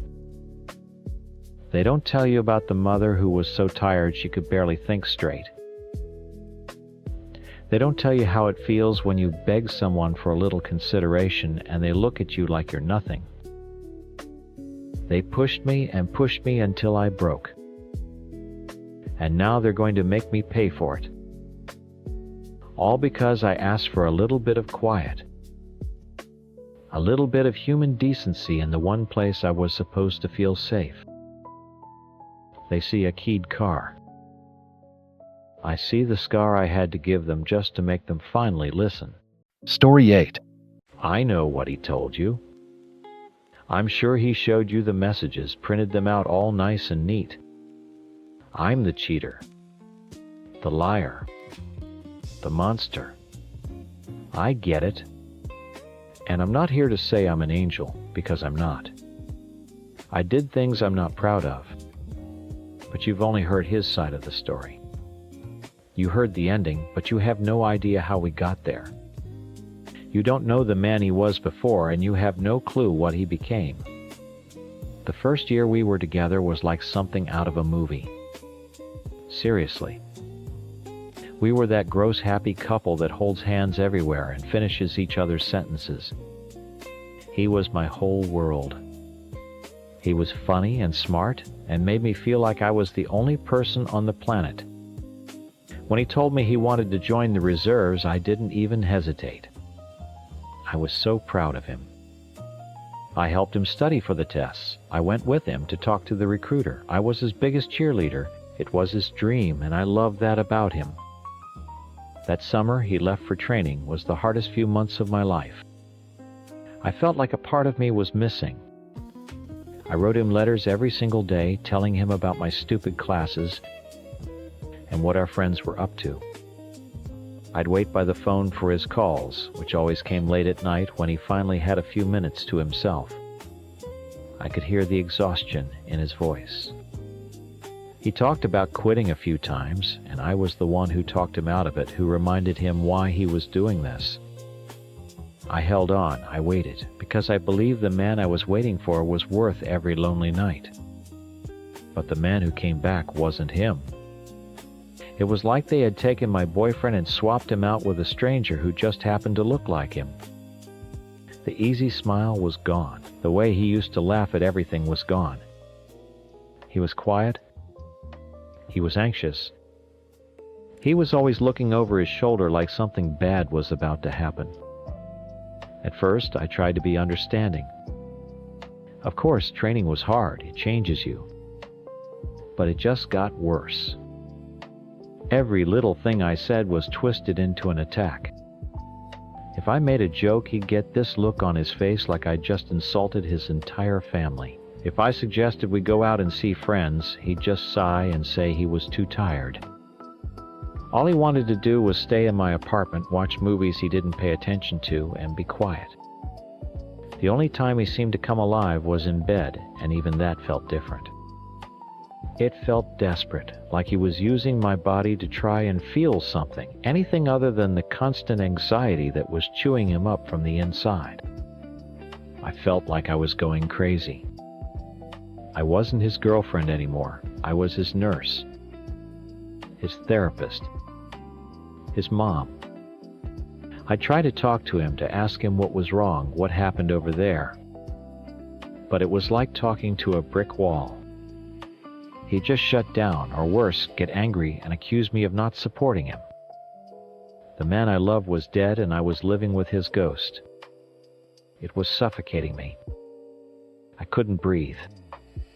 We finally broke up.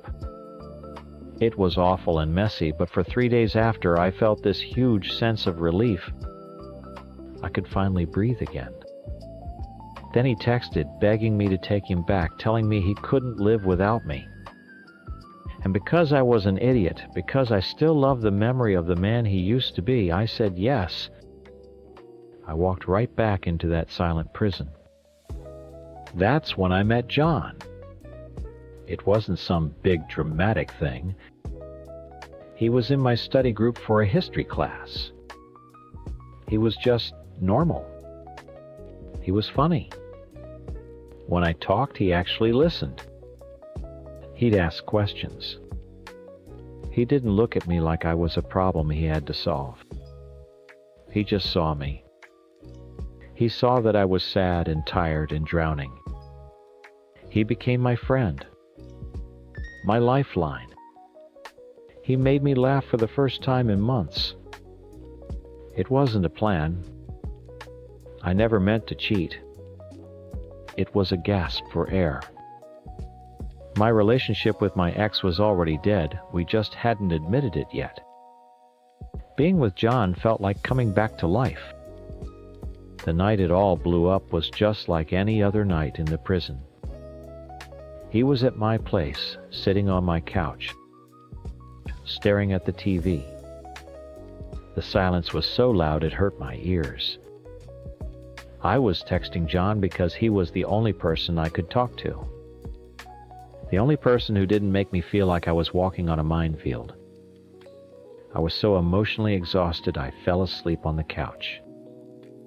I woke up to a sound, a quiet, choked sob. For a split second, my heart broke for him. I thought he was finally letting his walls down, that he was finally feeling something. Then my eyes adjusted to the dark. He was hunched over and my phone was in his hand, the screen lighting up his face. He was scrolling, reading everything, every text between me and John. Every single one of my secret thoughts and frustrations and moments of happiness that had nothing to do with him. The feeling that washed over me wasn't guilt. It was ice-cold violation. This wasn't a heartbroken boyfriend finding out his girlfriend cheated. This was a spy. A stranger who had waited until I was asleep to sneak through my private life. Every fear I had about who he'd become, the paranoia, the distrust, it was all right there, confirmed in that one moment. The man I loved would have screamed at me, cried anything. This new person just sat in the dark and stole my secrets. I snapped. I screamed at him to get out. That he had no right. That he was a stranger to me. I wasn't just kicking out my cheating boyfriend. I was throwing out an intruder. In the days after, I was a wreck. I was terrified. He had seen everything. My rawest emotions, my confessions to John, everything. What would this new volatile person do with that? How would he use it against me? I spiraled. And I did something I can never take back, something I will regret for the rest of my life. I panicked. I told my friends, my family, that he'd been forceful with me that night. It was a horrible, ugly lie. It was a shield I threw up because I was so scared of the story he was going to tell. I felt like he had all the power, all my words in his hands, and I tried to grab some control back in the worst way possible. Months passed. Life with John wasn't some perfect fairy tale. It was real, with real problems. And I started to miss the ghost. Not the man my ex had become, but the one he'd been before he left. The one I wrote all those letters to. In a moment of weakness, of loneliness, and stupid hope, I reached out to him. I just wanted to talk. I ended up pouring my heart out, telling him how confusing everything was. I even told him I was sorry that I had lied about that night because I was scared. I thought maybe, just maybe, he would understand. He, of all people, knew the man I was mourning. He listened, he replied, he asked questions. For a few weeks it felt like we were actually communicating. I thought maybe we could find some peace. I thought he was forgiving me. I was a fool. He was never talking to me. He was building a case against me. He wasn't forgiving me. He was gathering ammunition. Every sympathetic text, every question about how I was doing, it was all bait. And I fell for it hook, line, and sinker. Because I desperately wanted to believe that somewhere inside that stranger was the man I used to love. The first bomb went off on a Tuesday morning. It was a call from my mom. She was sobbing so hard I couldn't understand what she was saying at first. All I could make out was, "How could you, and this letter?" My heart dropped into my stomach. I had no idea what she was talking about, but I knew. Somehow, I just knew it was him. She finally managed to explain that a thick manila envelope had arrived, addressed to her and my dad. Inside was a printed-out, highlighted collection of my text, my confession about the lie, my complaints about John, my most private, confused, and desperate thoughts laid out like evidence in a courtroom. Before I could even process that, my phone buzzed with a text from my best friend. "Kate, what the hell is this?" followed by a photo of the same printed pages. Another envelope. Then another text from a friend at work. Then an email from HR asking me to come in for a meeting immediately. The envelopes had gone everywhere. He hadn't just told people. He had sent them receipts. He had mailed my soul to my family, my friends, and my damn job. The meeting with HR was the most humiliating experience of my life. My boss and an HR rep sat across the desk from me, their faces a mixture of pity and disgust. They had the pages spread out in front of them. He had even included screenshots of the more intimate messages with John. They talked about company policy, about professional conduct, about the untenable situation. I wasn't fired, not technically. I was given the chance to resign. I took it. I walked out of that office carrying my things in a cardboard box like a scene from a bad movie. When I got home, John was there. He'd gotten an envelope too. His was sent to his parents. He was holding the pages in his hand, his face pale. He looked at me, and I could see the betrayal in his eyes. He had been my lifeline, and I had dragged him down into my personal hell. I had complained about him, about our relationship, to the one person I never should have spoken to again. We talked for hours. He wasn't just mad. He was hurt. He felt exposed, used. His privacy had been violated just as much as mine had. I don't know how, but he stayed. He's a better person than I am. But things have never been the same. That poison he injected into our lives is still there, a shadow we can't quite shake. The worst part was facing my family. My dad wouldn't even look at me. My mom just kept crying and asking me why. Why would I lie about something so serious? How could I cheat? How could I be so careless? I tried to explain the fear, the panic, the feeling of being trapped with a man I didn't recognize anymore. I tried to tell them about the stranger who went through my phone while I slept, the violation that made me snap. But it didn't matter. All they could see were the black and white words on the page. I was a liar. I had lied about something monstrous. In their eyes, nothing else mattered. He didn't just want to break up with me. He didn't just want people to know I cheated. He wanted to destroy me. He wanted to take away my job, my support system, my reputation. He wanted to annihilate every part of my life, and he did it with a cold, patient calculation of a predator.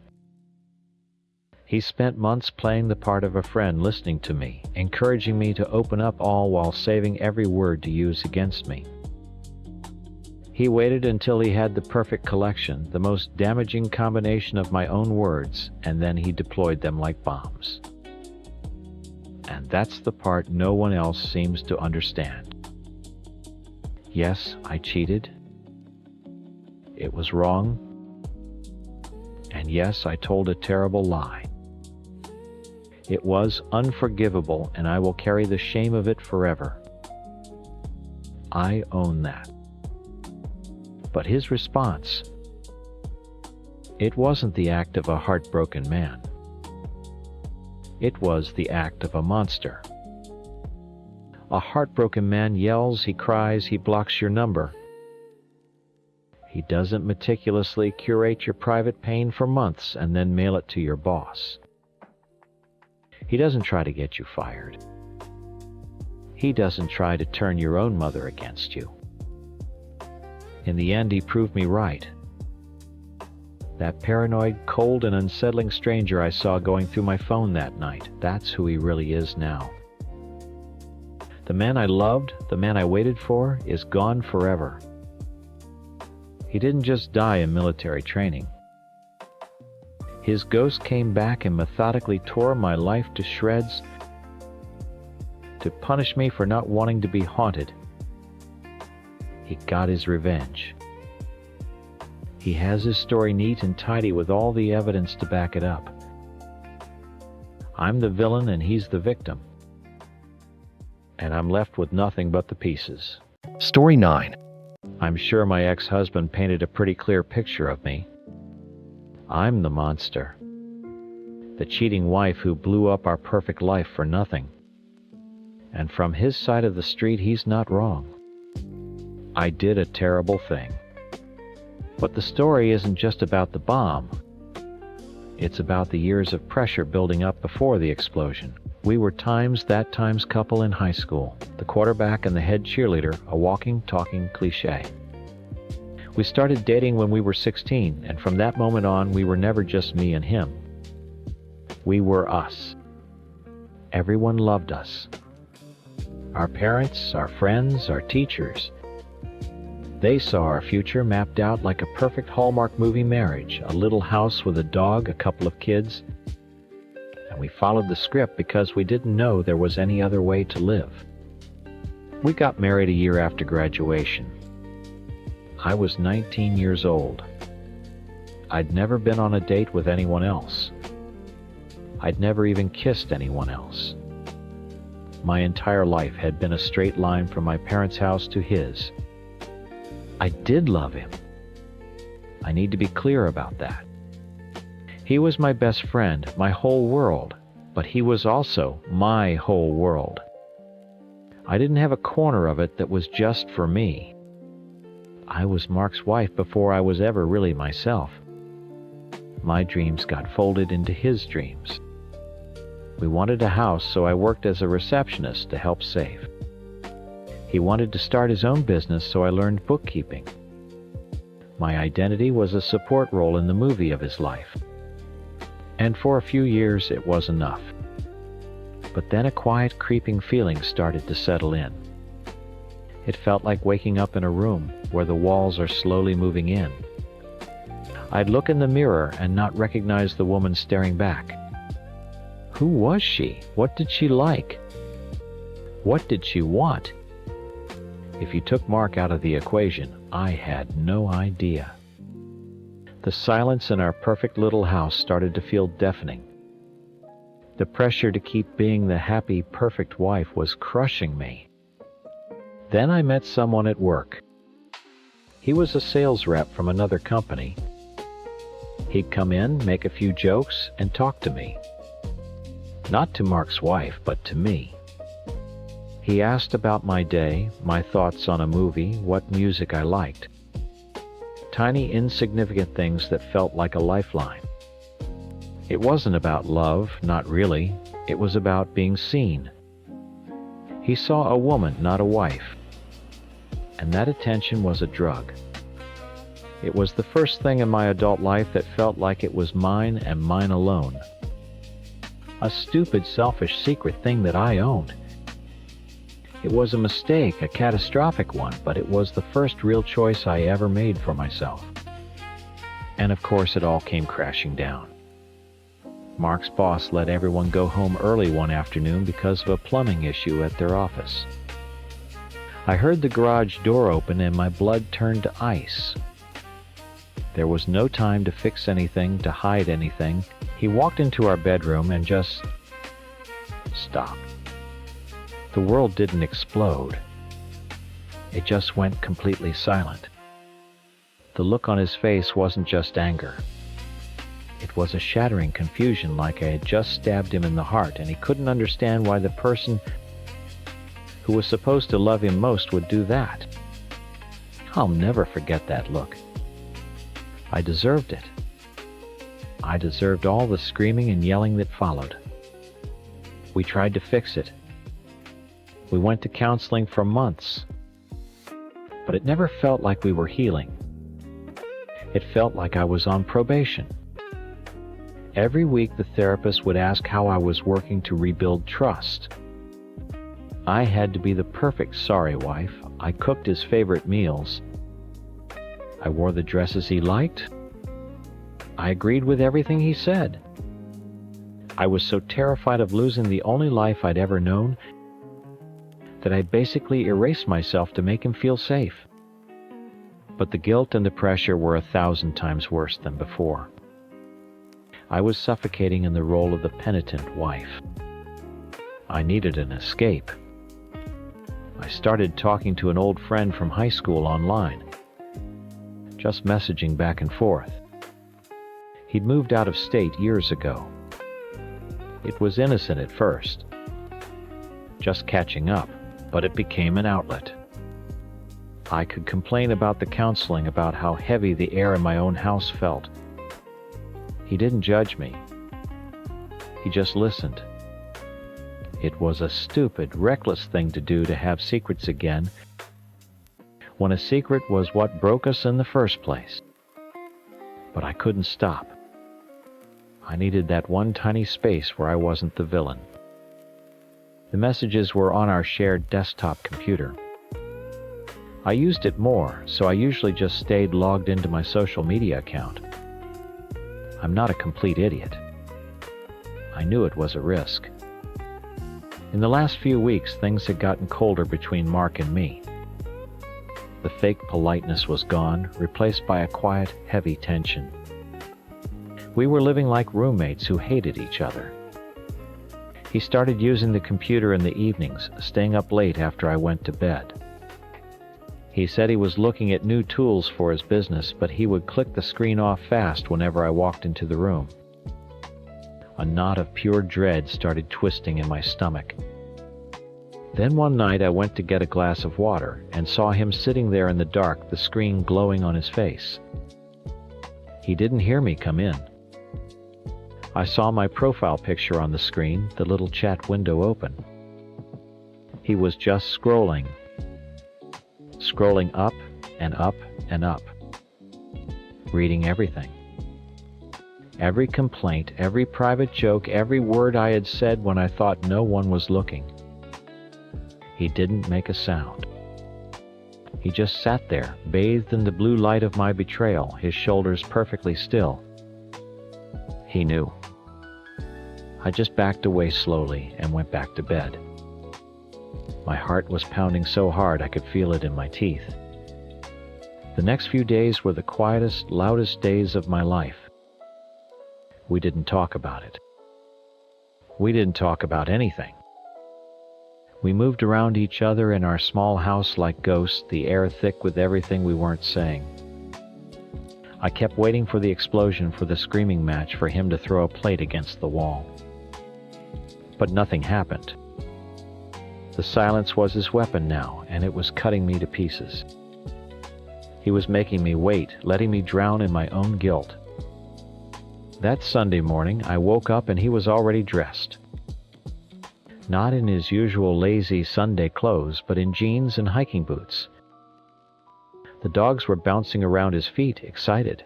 He grabbed their leashes from the hook by the door. "I'm taking the dogs for a hike," he said, not looking at me. His voice was completely hollow. Empty. There was nothing in it, no anger, no sadness, just a flat, dead sound. I knew right then in my gut. This wasn't about a hike. My whole body went cold. I wanted to scream, to beg, to ask him where he was really going, but the words were stuck in my throat. I just stood there in the hallway watching him clip the leashes onto their collars. He opened the door, the dogs trotted out, and then he was gone. The door clicked shut.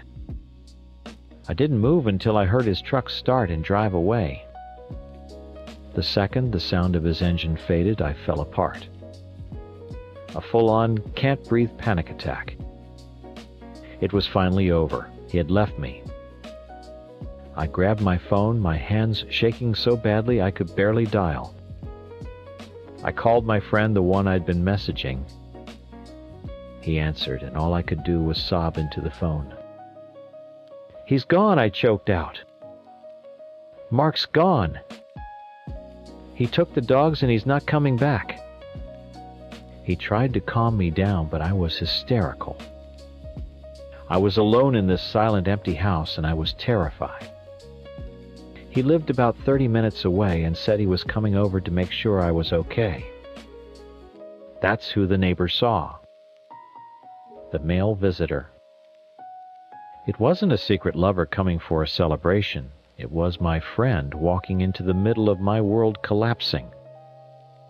He sat with me while I cried for an hour, made me a cup of tea I didn't drink, and then he left. The timing was damning, I know that. But the truth is, I was already alone. Mark didn't come back that night. The dog's water bowl was still full, his side of the bed was cold and empty. I didn't sleep.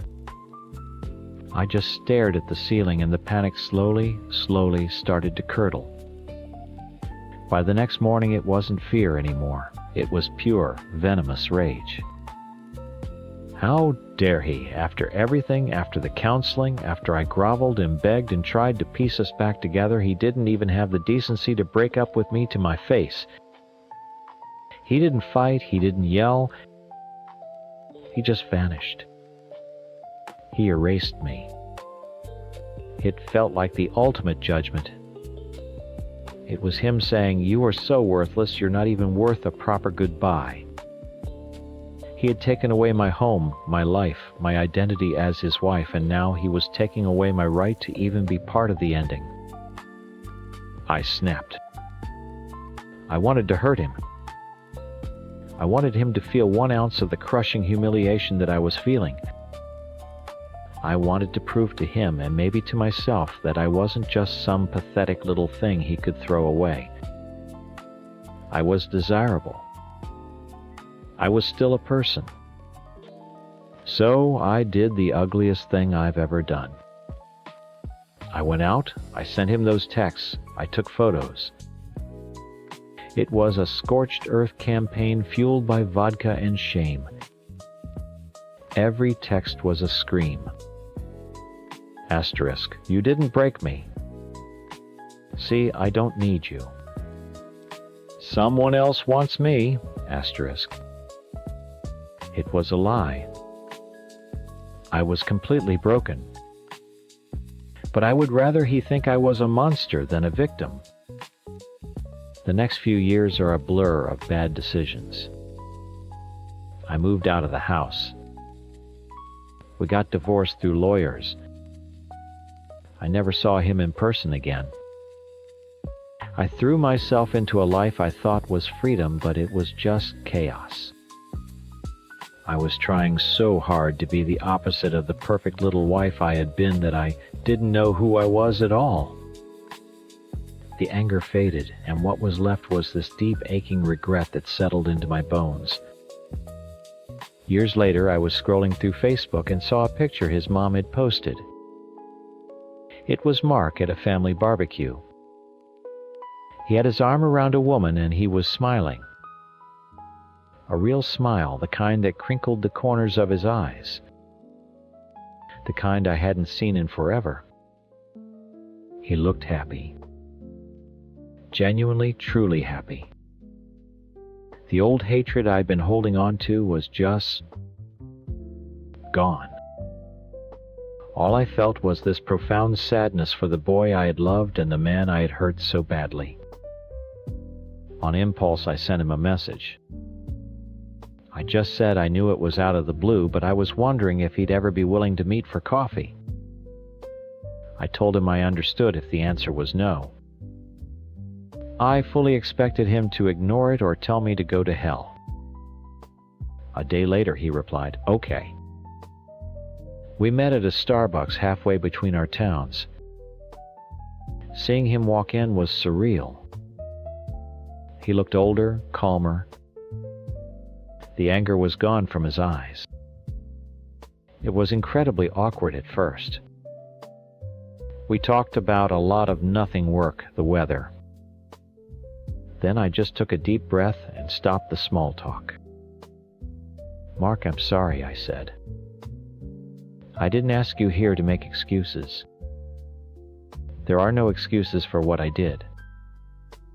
I was immature and selfish, and I felt lost. I blew up our lives because I was too much of a coward to figure out who I was. You didn't deserve any of it. I laid it all out. The suffocation, the desperate search for an identity, the horrible, ugly way I lashed out at the end. I didn't try to make myself look better. I owed him the unvarnished truth. He just listened. When I finished, he was quiet for a long time. Then I saw his eyes fill with tears. "Thank you," he said, his voice thick. I never understood why. We talked for another hour. He told me about his new wife, how they met.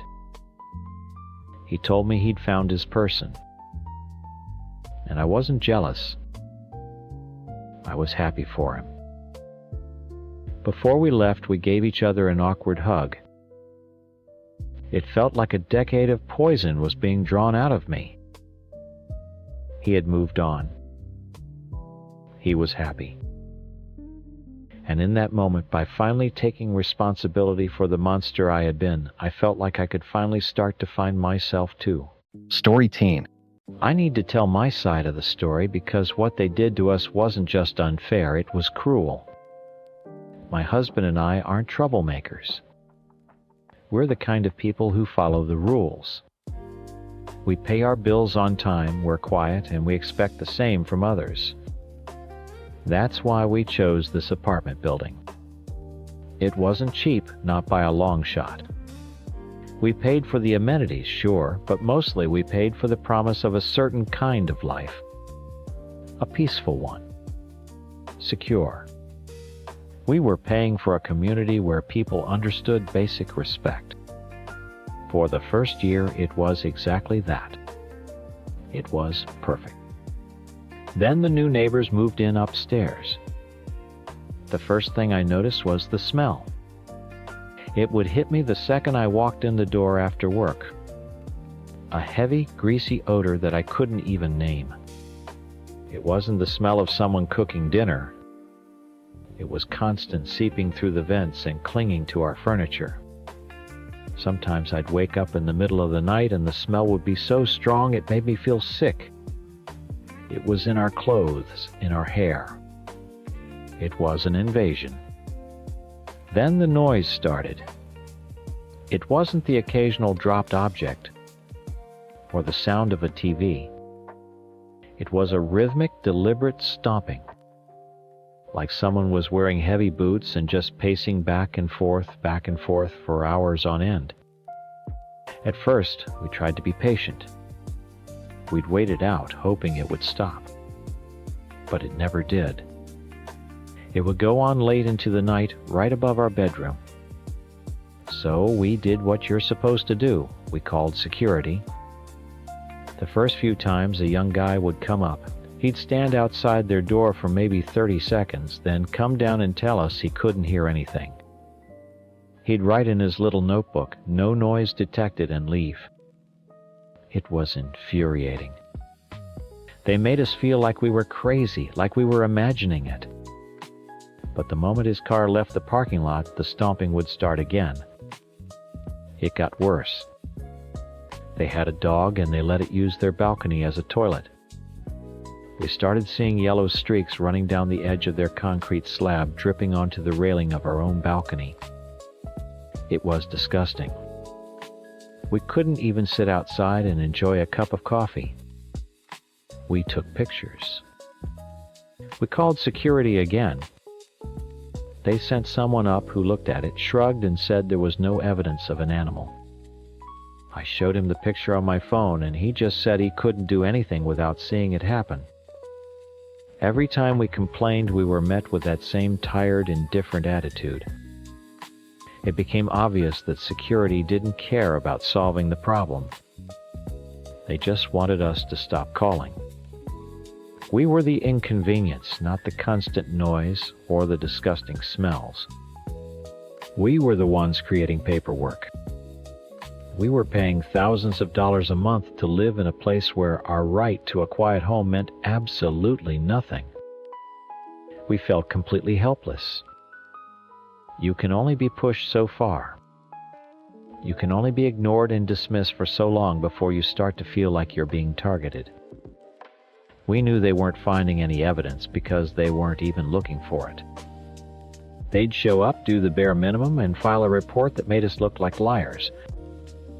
So my husband and I decided if they wanted a paper trail, we would give them one. We had to build a case so big, so detailed, that even the laziest security guard couldn't ignore it. We started calling for everything. The moment the music got too loud, we called. The second that awful cooking smell filled our apartment, we called. Every time the stomping started, we called. It was exhausting. It felt like a full-time job documenting every single little thing they did. But we had no other choice. It felt like they knew they were getting to us, too. The noise became more frequent, the smells more potent. It was like they were doing it on purpose, daring us to complain. Over the next 2 weeks, we must have called 18 times. Sometimes twice in one night. The security guards started to recognize my voice. I tried to give them context. "It's the Asian couple upstairs again," I'd say, not to be mean, but to explain. I thought maybe there was a cultural misunderstanding. Maybe where they come from, it's normal to make that much noise, or cook with such strong spices at all hours. I was just trying to help them understand the situation. In America, we try to be considerate of the people living around us. It wasn't a judgment. It was just an observation. Of course, that's not how they saw it. Then we got the notice on our door. An eviction notice. My heart sank. It was retaliation. We were being kicked out of our own home for complaining too much. They were punishing the victims. I was shaking with anger. We immediately requested a meeting with the property manager. We were going to fight this. The meeting was a joke from the second we walked in. It wasn't in the manager's bright, friendly office. It was in a small, windowless room in the back. And sitting at the table next to the property manager was the head of security, the supervisor. He was a big guy, and he had this smug look on his face like he'd already won. And he was armed. He had a pistol and a holster on his hip. For a meeting about noise complaints. I felt a knot of pure fear tighten in my stomach. This wasn't a discussion, it was an intimidation. He had a thick file folder in front of him. He opened it and started reading through every single one of our 18 complaints, one by one. He'd read my report of the noise, then look up at me. "And you told the responding officer that the tenants were Asian, is that correct?" he'd ask after each one. His voice was calm and steady, but his eyes were cold. He was building a trap, twisting my words to make me sound like some kind of monster.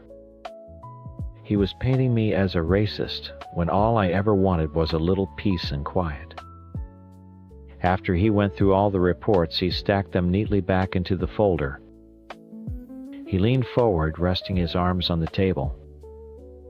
The smug look was back. "Thank you for confirming those details," he said slowly. "Now, regarding these 18 complaints you made over the past 2 weeks?" He paused, letting the silence hang in the air. "There's something you should know about your neighbors." He looked from me to my husband, then back to me.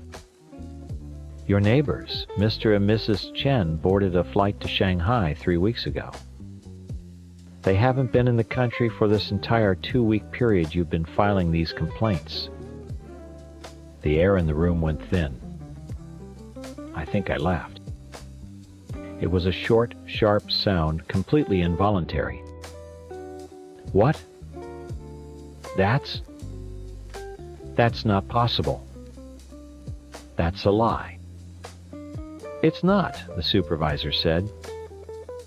He slid a piece of paper across the table. It was a printout of a flight itinerary. 2 names, a confirmation number, and dates that covered the exact period we'd been calling. We have also verified their entry and exit stamps with their building access records. Their key fobs haven't been used once in 19 days.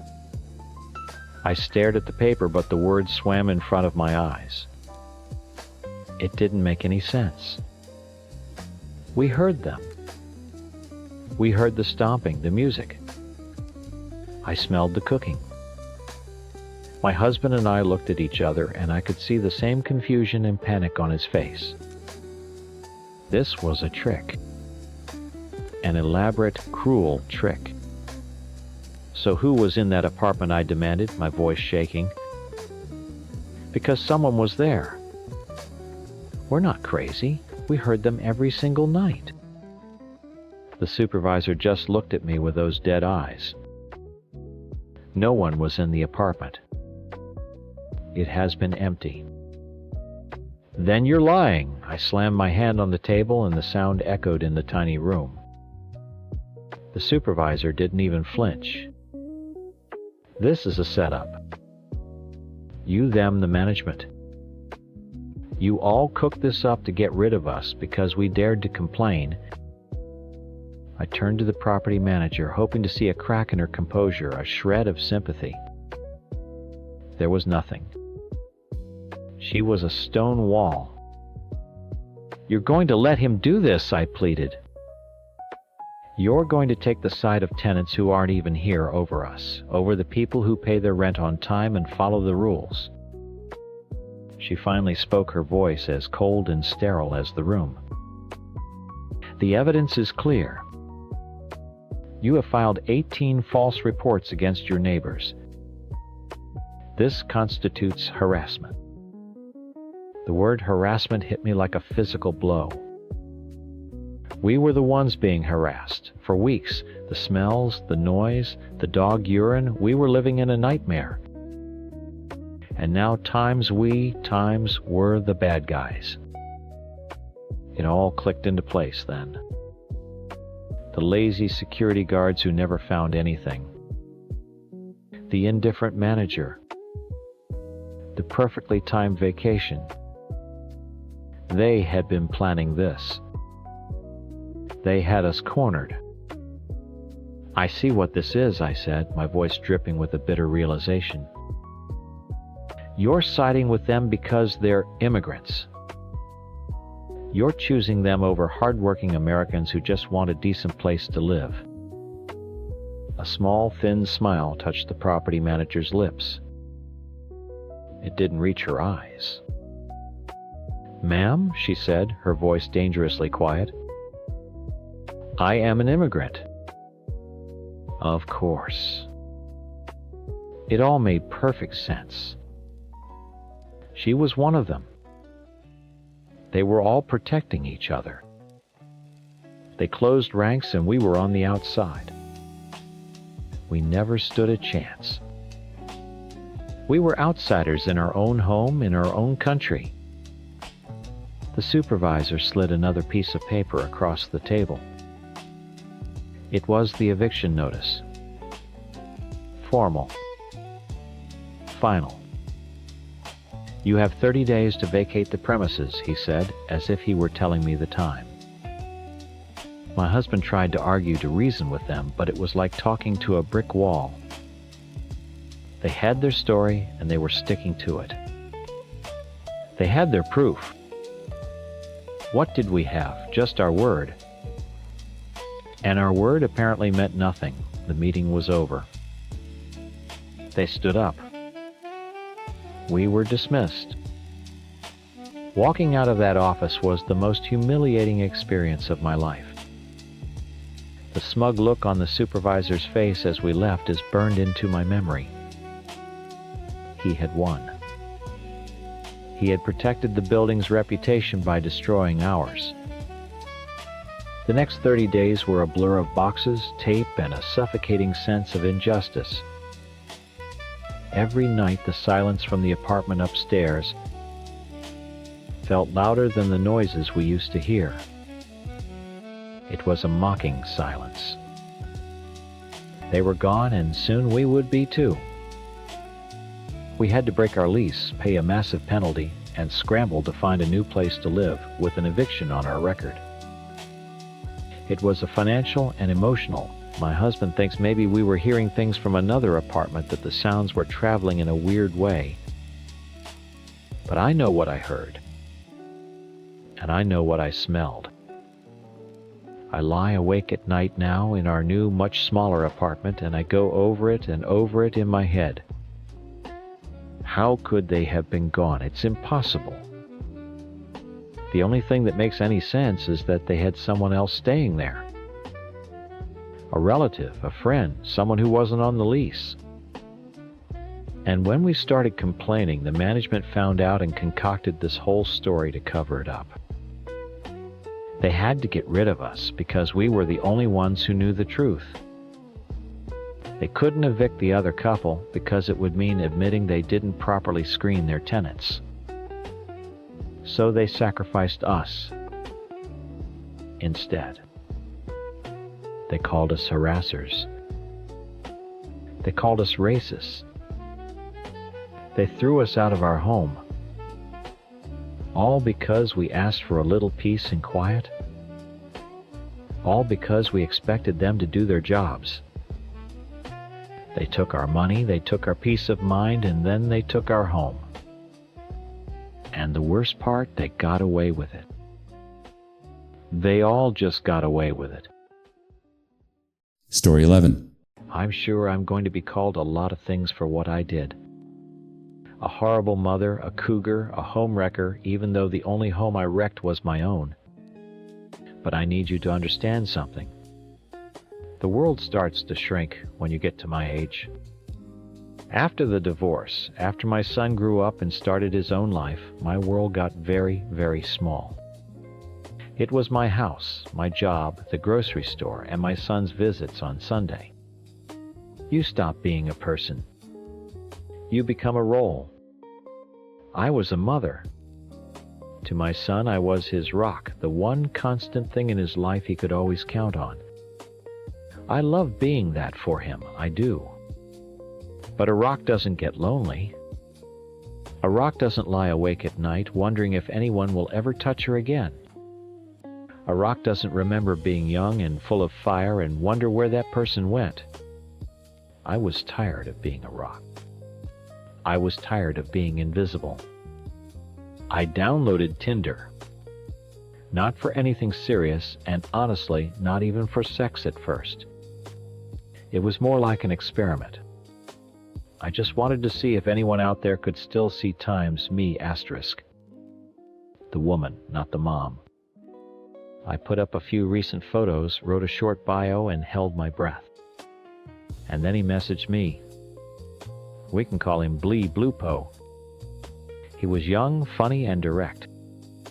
He wasn't looking for a relationship, he was just looking for a good time. No formalities, his profile said. To me, that sounded like freedom. We talked for a few days, and the conversation was so easy. He didn't ask about my son or my ex-husband or my mortgage. He asked what music I liked and what I liked to drink. He told me I had a great smile. For the first time in over a decade, a man looked at me, even just my picture, with simple, uncomplicated desire. We met for a drink and the chemistry was immediate. We went back to my place. It was thrilling and a little terrifying. For the next 3 months, he was my secret. Once or twice a week, he would come over after my son was gone for the night. We'd have a glass of wine talk, and then we'd end up in my bedroom. In those hours, I wasn't a mother. I wasn't an ex-wife. I wasn't the quiet lady in accounting. I was just a woman alive and wanted, and completely in control. It was my escape, and it made me feel like myself again. The fantasy came crashing down on a Friday afternoon. My son had decided to treat me to lunch, which was one of those sweet things he does that makes my heart ache with love for him. He was telling me about work, about his friends, about a girl he was sort of seeing, normal stuff. I was sitting there, smiling and nodding, feeling like the world's biggest hypocrite. He was talking about his coworkers, and he mentioned Blee Bluepo's name. He said the guy was a bit of a player, always telling these wild stories about his latest hookup. I just nodded, my stomach twisting into a cold, hard knot. When he pulled into my driveway after lunch, my heart stopped. There, parked a few houses down, was a familiar silver sedan. His car. Blee Bluepo's car. He was early. He was supposed to wait for my text. My blood ran cold. My two separate lives, the two halves of my carefully constructed self, were parked on the same street. "What's he doing here, my son?" asked squinting. He recognized the car. "That's Blee Bluepo." Before I could say anything, my son was out of the car and walking toward him. "Stay here, Mom," he said, like he was protecting me from something. I rushed inside, my hands shaking, and peered through the living room curtains. I saw my son knock on the driver's side window. I saw Blee Bluepo jump, looking like a deer in the headlights. The confident, charming man who knew every inch of my body was gone. In his place was a scared little boy who looked like he was about to be sick. I couldn't hear their words, but I saw the whole pathetic performance. Blee Bluepo stumbling out of his car, gesturing vaguely down the street. my son looking confused, pointing back toward our house. Then my son laughed a short, disbelieving sound and clapped him on the shoulder before walking back to me. He came inside, shaking his head. "That was so weird," he said, dropping his keys on the counter. He said he was lost, looking for his cousin's house on Oak Street. There is no Oak Street in this neighborhood. I told him that, and he just got all flustered and said his GPS must be messed up. He lied. To my son. To his friend. On my front lawn. And in that one instant, our secret little affair stopped being my escape. It became sordid. Cheap. The lie he told wasn't just to protect himself. It was to hide times me asterisk. I wasn't a vibrant, desirable woman he was seeing. I was a source of shame, a dirty secret he had to invent a pathetic story to cover up. I felt disgusting. My phone buzzed in my purse, and then buzzed again, and again. A frantic stream of messages. Asterisk. Don't say anything. Asterisk. Asterisk. Please. Call me when he's gone. Asterisk. Asterisk. My job. Our friendship. Please just keep quiet. Asterisk. My son was in the kitchen getting a glass of water, completely oblivious. "You want one, Mom?" he asked. I pulled out my phone. Another message from Bluepo came through. Asterisk. He can't find out. I've told him stuff. Details. He'll put it together. Asterisk. He was worried about the details. Suddenly I felt a hot flash of pure rage. The nights I thought were intimate, the moments I thought were adventurous and just for us, had been turned into locker room stories for him to brag about to his friends. To my son. I was just his conquest. His story. "Mom," my son said, walking back into the living room. "Are you okay? You look like you've seen a ghost." I looked up from the phone at his kind, worried face. My wonderful boy who saw me as a rock. The boy Bluepo had been laughing about me with. The choice wasn't even a choice anymore. I would not be a dirty story. I would not be a source of shame. I took a deep, shuddering breath, my decision hardening into something solid and sharp in my chest. "Son," I said, my voice steadier than I expected, "sit down. We need to talk." He sat on the edge of the armchair, the one he'd always loved because it was big enough for him to curl up in when he was a kid. He looked so much like his father in that moment, his brow furrowed with concern. "Talk about what? Is everything okay?" I couldn't sugarcoat it. I couldn't wrap it in a pretty lie to make it easier for him. The whole point was to stop the lying. Bluepo, I said the name, feeling like poison in my mouth. He wasn't lost. He wasn't looking for his cousin. My son's confusion deepened. "Okay. So what was he doing here?" I took a breath and just ripped the Band-Aid off. "He was here to see me. We've been seeing each other. For about 3 months." The words hung in the air between us, thick and ugly. I watched his face as he processed them. It was like watching a computer program try to run a command it didn't understand. The confusion didn't morph into anger, not at first. It turned into a kind of blank, hollow disbelief. Seeing each other, he repeated slowly like he was tasting a foreign word. Like dating. not. Dating I managed. It was casual, physical. That was the word that broke the spell. Asterisk. Physical asterisk.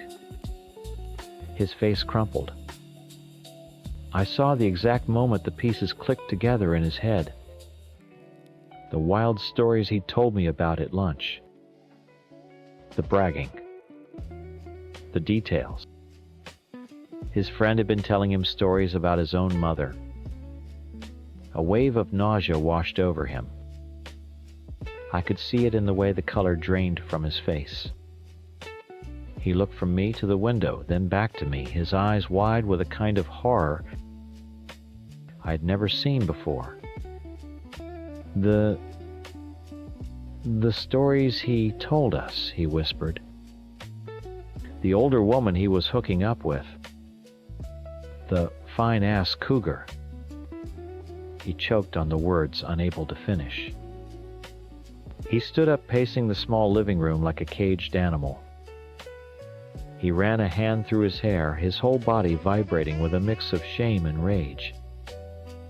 All this time. You let me come home and talk about him, he finally asked, his voice cracking. You let me laugh about his stupid stories, and it was you times the whole time. I didn't know he was telling you anything, I said, my own voice rising.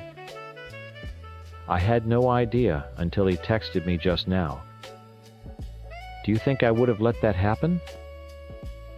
Why him? He demanded, ignoring my question. Of all the men in the world, why my friend, my co-worker? It wasn't supposed to be like this, I said, feeling my composure finally start to break. It was just something for me. It had nothing to do with you. I met him on an app. I didn't even know who he was until our first date, and by then what he spat. It was too good to stop. I didn't have an answer for that, because maybe it was true. He just stood there staring at me, and the look in his eyes was the worst part. He wasn't just looking at his mom anymore. He was looking at a stranger. A woman who had secrets and a life he knew nothing about, and he hated it. He looked utterly and completely betrayed. Without another word, he walked to the door, grabbed his keys from the counter, and left. The slam of the front door echoed in the silent house. My phone, which had been buzzing with Bleeblupo's panicked text just minutes before, was completely quiet. The pleas had stopped. He knew. He must have seen my son storm out and put two and two together. The silence from him was more damning than any angry message could have been. I was alone with the mess I had made. The next few days were the longest of my life. I sent my son a few texts. Asterisk, are you okay? Can we please talk? I love you. Asterisk, they all went unanswered. The house felt huge and empty. Every creak of the floorboards sounded like an accusation. Then on Tuesday I got a single short message from him. Asterisk, I quit my job today. Couldn't stand to look at him. I'll get my last few things from the house this weekend. Asterisk. My heart sank. That was the one outcome I hadn't truly let myself consider. I had been so focused on my own dignity, on refusing to be a secret, that I hadn't thought about the real-world consequences for my son.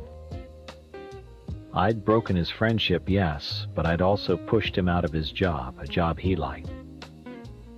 A wave of guilt so powerful it almost buckled my knees washed over me. I sat on my bed and cried, not for my lost affair or my shattered fantasy, but for the pain I had caused my son. He came that Saturday while I was out getting groceries, just as he said he would. When I got home, his old video game console was gone from the living room and a few boxes were missing from his childhood bedroom.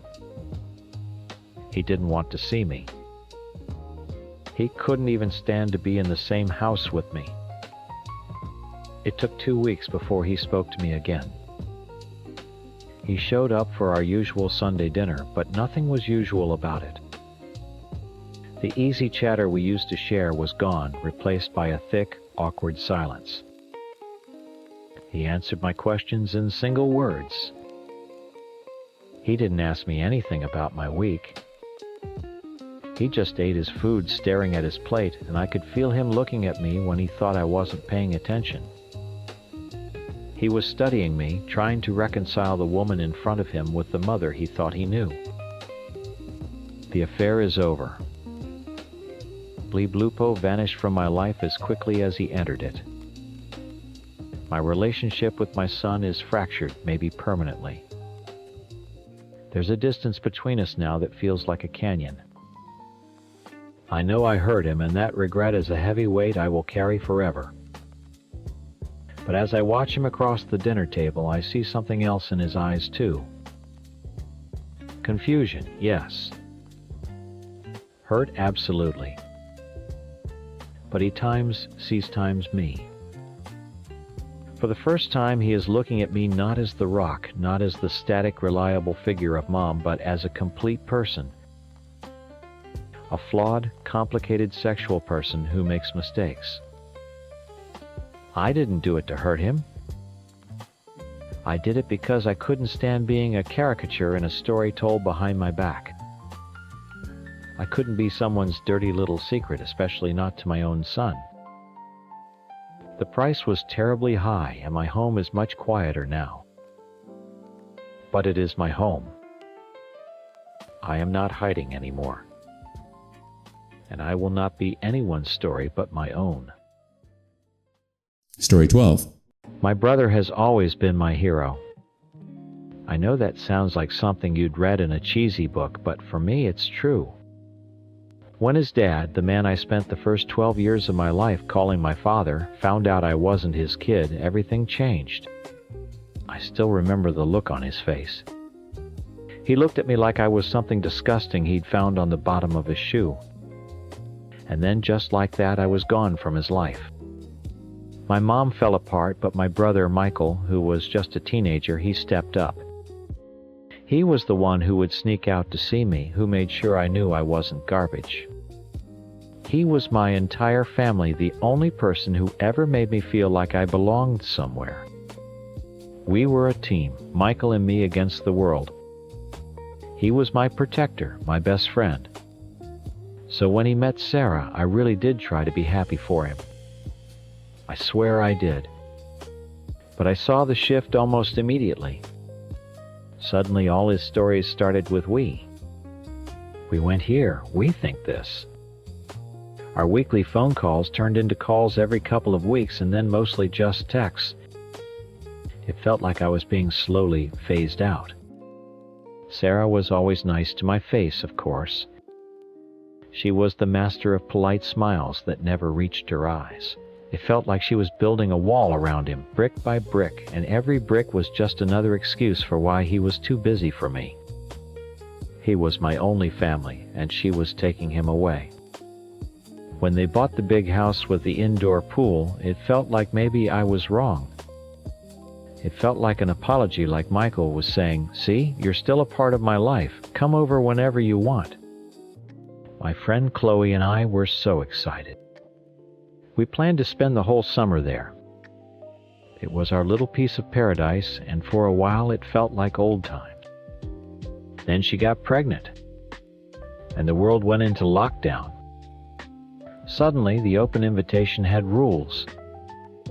We had to quarantine for 2 weeks before we could come over because I was a risk to the baby. It was the first time she had ever straight up told me I couldn't see my brother, and she used the pregnancy to do it. The baby wasn't even born yet, and it was already a weapon she was using to push me further away. I felt this cold panic in my chest. If I didn't do something, I was going to lose him completely. After our 2 weeks of isolation, we were finally allowed back. but the vibe in that house was awful. You could feel the tension in the air. Sarah would just sit there watching my every move with one hand constantly resting on her stomach like it was a shield. Michael was always working buried in his laptop, looking stressed and exhausted. He didn't seem happy. He seemed trapped. That's why I brought Chloe. Chloe is fun and bubbly and light. She's everything Sarah wasn't being. I just wanted to bring some energy back into that house to remind Michael what it was like to laugh and not feel like he had to be careful with every word he said. And it worked at first. When Chloe would go talk to him while he was working, he would actually look up and smile. She'd tease him about being so serious, and he'd give a sarcastic answer, and for a minute, I could see the old Michael again. That's all I wanted. Of course, Sarah saw it differently. To her, everything was a threat. She'd give Chloe the dirtiest looks. Chloe would walk around in her bikini because, hello, we were there to use the pool. What else was she supposed to wear? But she almost never got in the water. She'd say it was because she wanted to try and pull Michael out of his work fog to get him to talk to someone who wasn't nagging him about baby stuff. Chloe is a very touchy-feely person. She always has been. She'd touch his arm when she was laughing or put a hand on his chest to make a point. It's just how she is. I saw Michael sort of lean away sometimes, but I didn't think he was uncomfortable. I thought he was just being careful. He knew his wife was watching them like a hawk, ready to find something to be mad about. He was trying to keep the peace. I'm not going to lie, I made a few comments myself. I once told Sarah she was getting a little chubby. It was a joke, a sister-in-law jab, you know. She looked at me like I'd just slapped her. Another time I told her a story about my friend whose boyfriend cheated on her after she got super controlling. I was trying to give her a hint like, don't push him away by being so insecure, but she twisted my words. She told Michael I was trying to scare her. Every single thing I did was misinterpreted as an attack. I was just trying to run a little test. I wanted to show my brother that this perfect little life he was building was actually really fragile. I wanted him to see that his wife's insecurity was the real problem, not me and not Chloe. For 2 weeks, we went over every day. The tension got thicker and thicker.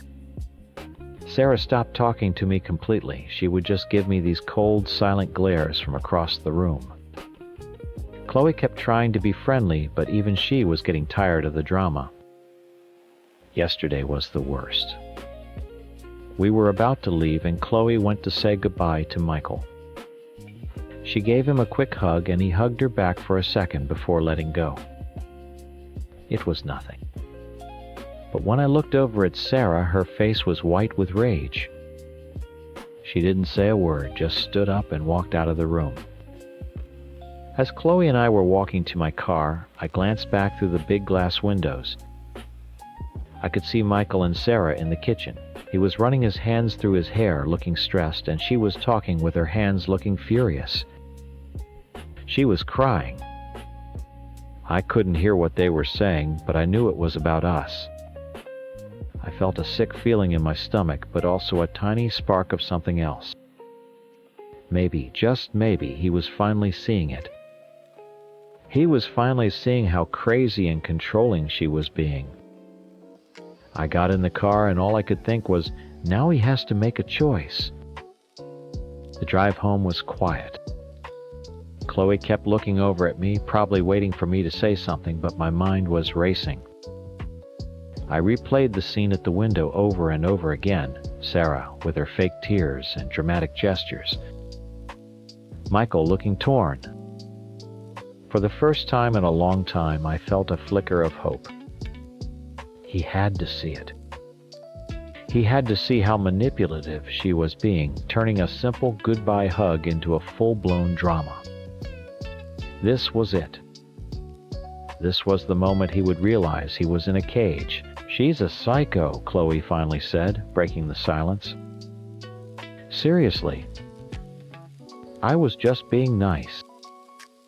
"I know," I said, my voice tight. "But maybe this is good. Maybe he finally sees it." Chloe didn't look convinced. "I don't know, girl."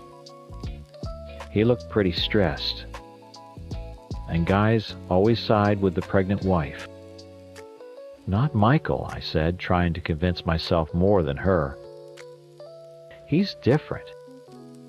He knows me. He knows I would never do anything to actually hurt him." When I dropped Chloe off, she gave me a look. "Just be careful, okay? Don't push too hard." I spent the rest of the night staring at my phone, waiting for it to ring. I imagined what I would say.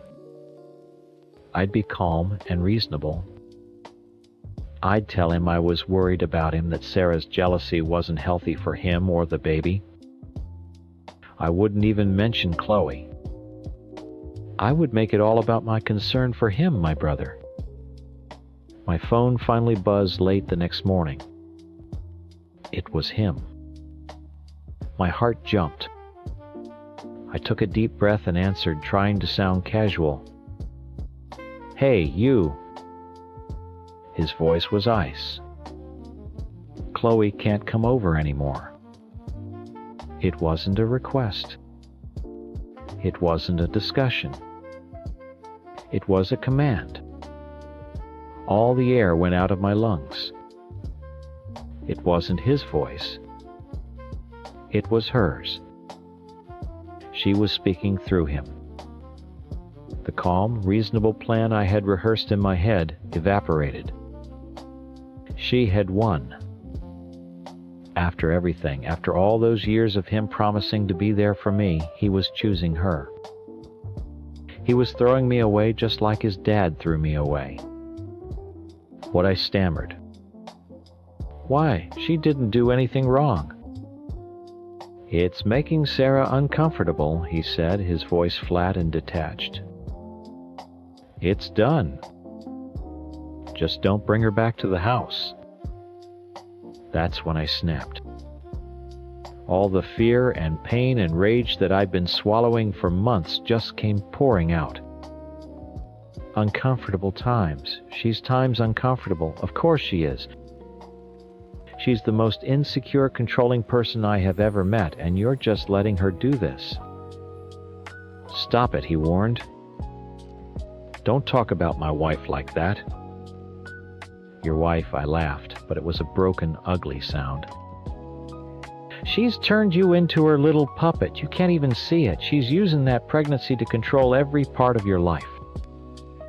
She's turned into a miserable beach whale, and she wants everyone else to be as miserable as she is."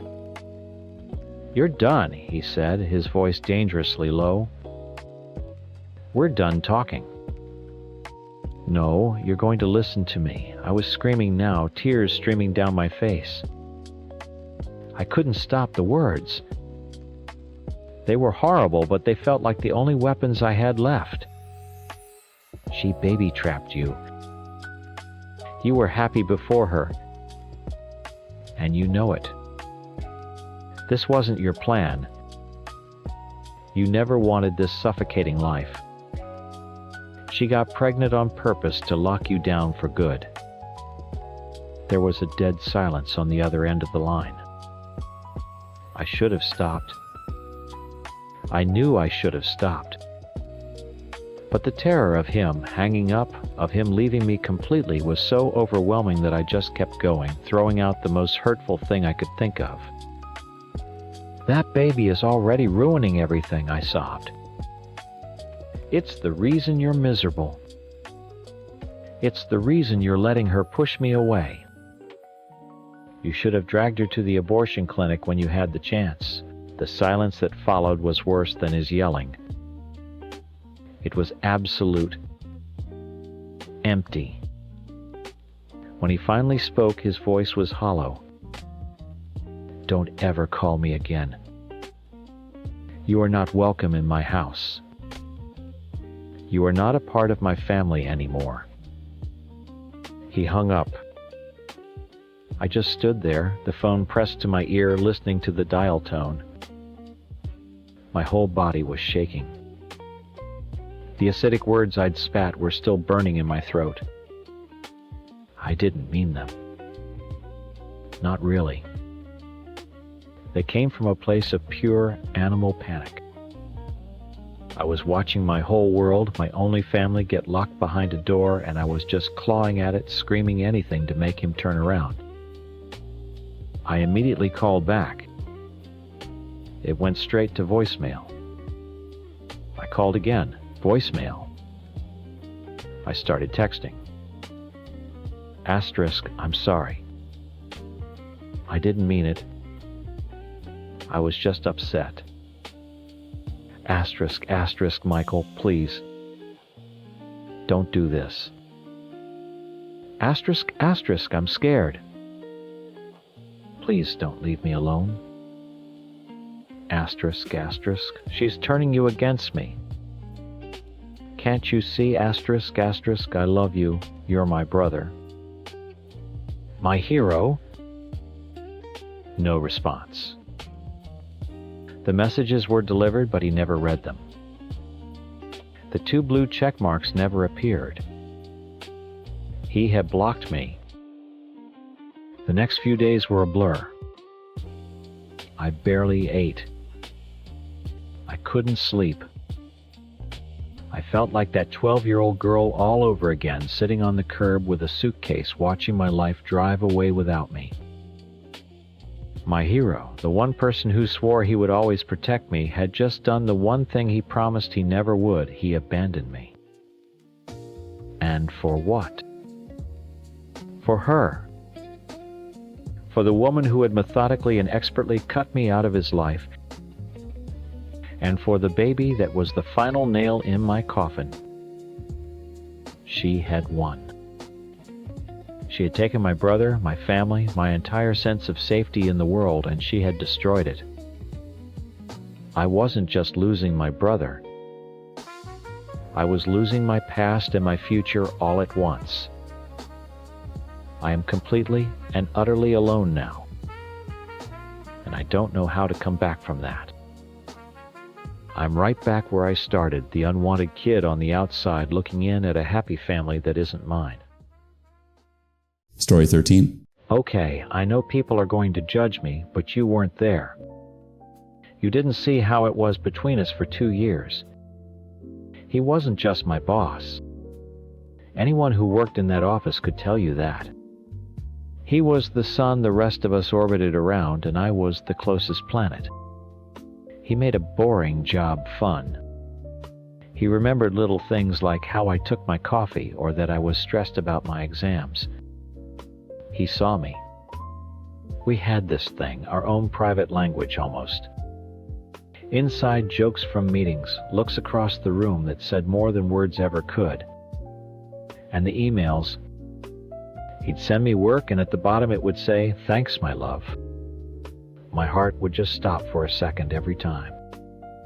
I know, he was a bit old-fashioned and said it to some of the much older women in the office too. But it was different with me. You don't say that to a two-year-old girl, your direct report, unless there's something there. It felt like a secret, a little piece of affection just for me hidden in a work email. Then there was her. His fiancée. The one from the perfect Instagram photos. The ready-made family she brought with her. At work he'd talk about her, but it was like he was reading from a script. She's amazing. The kids are great. It never sounded real. It sounded like something he had to say. A few times she came by the office to meet him for lunch, and it was just awkward. She would stand by his desk, not really talking to anyone, just holding his hand like she was afraid he'd disappear. She didn't get him. She didn't see the funny, charming, brilliant man we all saw every day. She just saw the provider, the guy who was supposed to come home and play house. I felt bad for him. He was trapped, and I think he knew it. His farewell party was everything. It was the last chance for something to happen, for him to show me that what we had was real and not just in my head. He told me he'd begged her to come, and when she did, I could see why. He had to keep up appearances. She showed up in this plain dress, looking completely lost among all of his work friends. I watched them all night. He was playing the part of the perfect fiancé, one hand on her back, laughing at her quiet jokes. It looked like hard work, but every few minutes his eyes would find mine. He'd be in the middle of a conversation with someone else, but he'd look over at me and give a little smile. It was like he was saying, "Help me. This is so boring." I knew what he meant, so I went over to their table. I had to save him. "Hey guys," I said, all bubbly and fun. I sat down and started telling a story about a stupid thing that happened at work last week. He lit up. He was laughing for real now, not the polite little laugh he was giving her. I was leaning in, playing with my hair, just being myself. Being the person I knew he actually liked. He was drinking a lot more than I'd ever seen him drink before. People kept bringing him drinks and he was just downing them. I thought, good. He needs this. He needs to let go of the pressure. I went to the bar. 3 shots of tequila, please. I brought them back to the table. To the best boss ever, I said, handing one to him and one to her. He drank his right away. She just stared at hers for a minute before taking a tiny, disgusted sip. See, she didn't get it. She didn't want him to have fun. A little while later, she stood up and said she was going home. The relief was so obvious. He did his duty, walked her out to her taxi, and gave her a kiss. But when he came back inside, he was a different person. The real him was back. The party kicked into high gear. We were all dancing, shouting, and he was in the middle of it all, laughing and hugging everyone. He was so drunk. His best friend even came over and said, "Mate, cool it with the flirting," but he just laughed it off. We weren't flirting. We were just connecting. The night was winding down and the crowd was thinning out. The energy between us was practically buzzing. I knew it was now or never. He was swaying on his feet, his eyes barely focused. I leaned in close, my mouth next to his ear, so he could hear me over the music. "Come on," I whispered, and I tilted my head towards the hallway where the toilets were. It wasn't a question. It was a dare. A final test. And he followed me. He didn't even hesitate. My heart was pounding as I pushed open the door to the disabled toilet and pulled him in after me. We were finally alone, away from everyone. The music was just a dull beat through the door. This was it. This was the moment I'd been waiting for 2 years. I put my hands on his chest, looked up at him, and I kissed him. For a second, his lips met mine. It was clumsy, wet, and tasted like tequila. And then, it was over. He just went limp, his body sagging against the wall. He blinked slowly, like he was trying to figure out where he was. He mumbled something. I couldn't hear it at first, so I leaned in. "What?" I asked. He said her name. His fiancée's name. That one word hit me like a bucket of ice water. All the air went out of my lungs. It was all in my head. The looks, the emails, the "my love," it meant nothing. He was just a nice, charming boss, and I was just another stupid girl who fell for it. The humiliation was so intense it felt like a physical pain burning up my neck and face. I pushed past him and ran out of the bathroom, out of the bar, and into the cold night air. I practically fell through my front door, tears streaming down my face. My boyfriend was on the couch and jumped up when he saw me. "Jess, what's wrong? What happened? You look like you've seen a ghost." The questions came one after another. Where was I? Why was I so late? Why was I crying? I couldn't tell him the truth.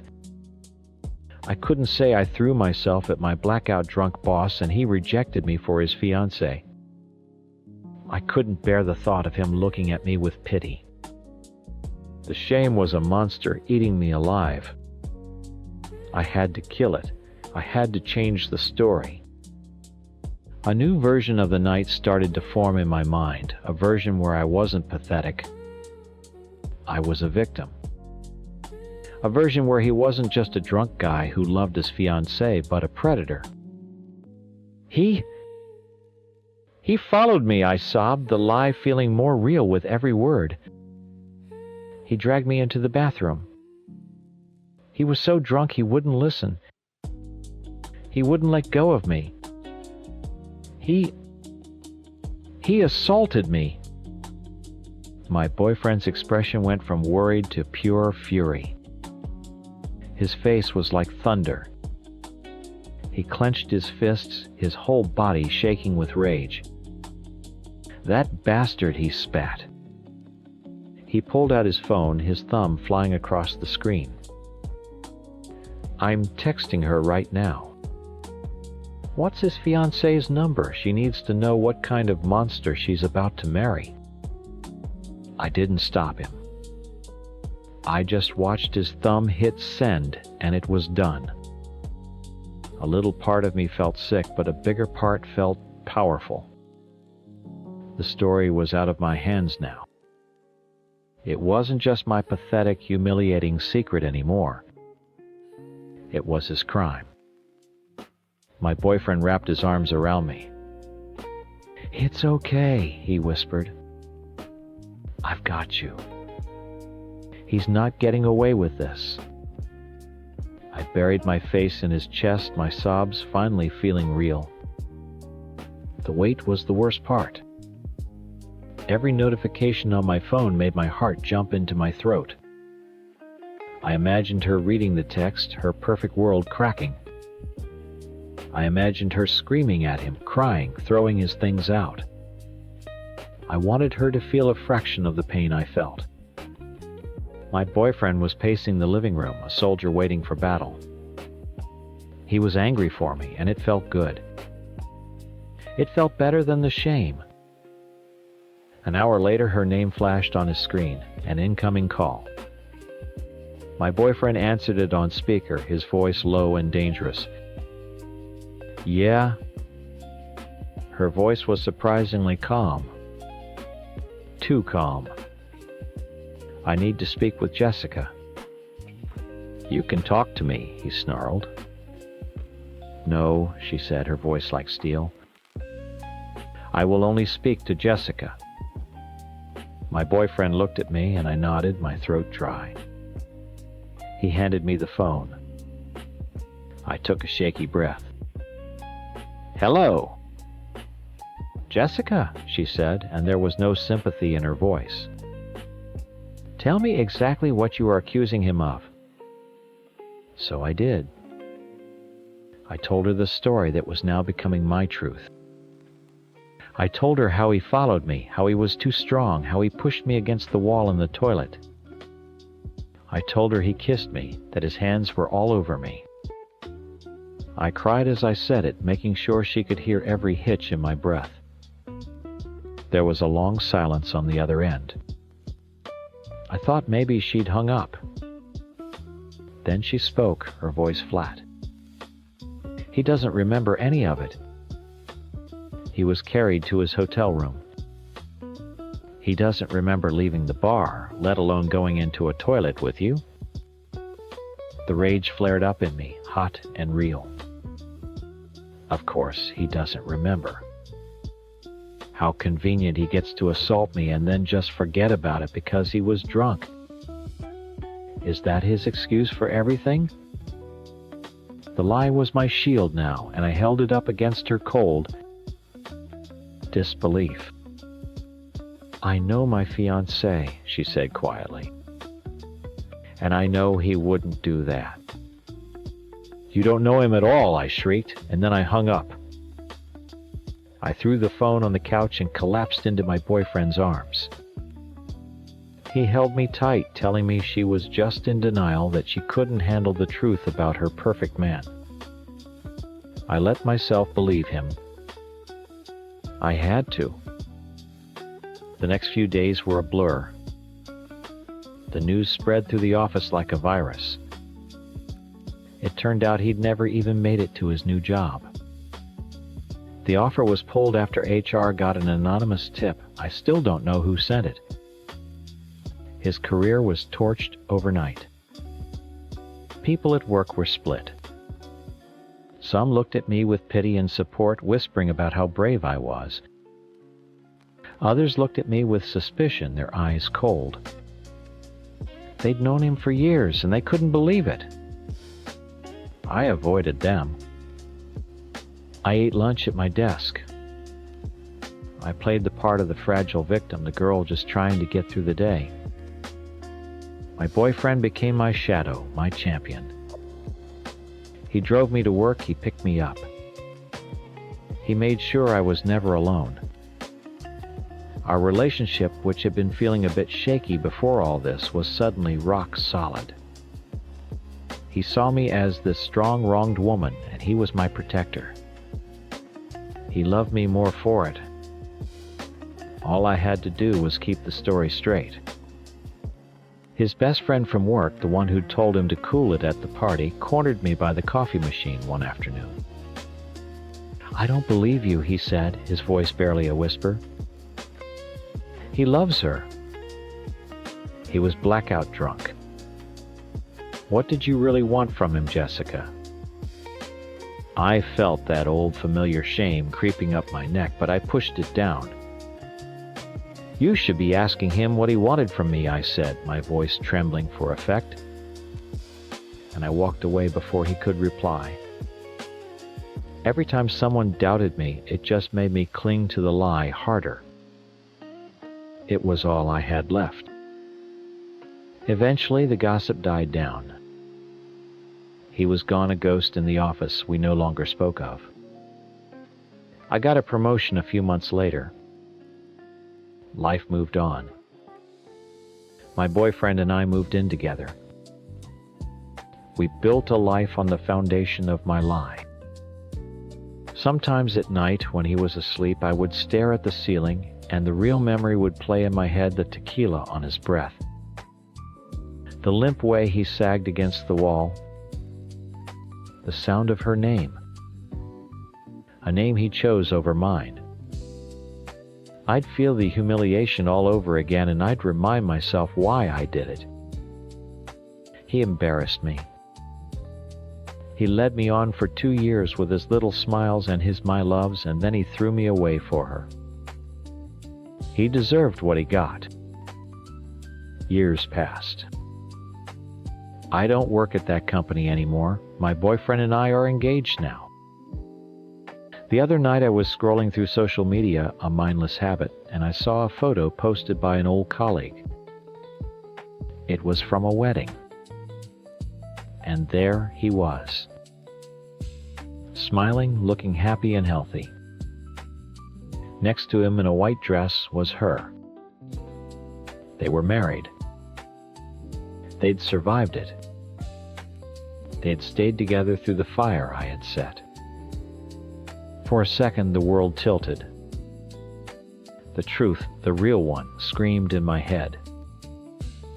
Asterisk. I did this. I lie.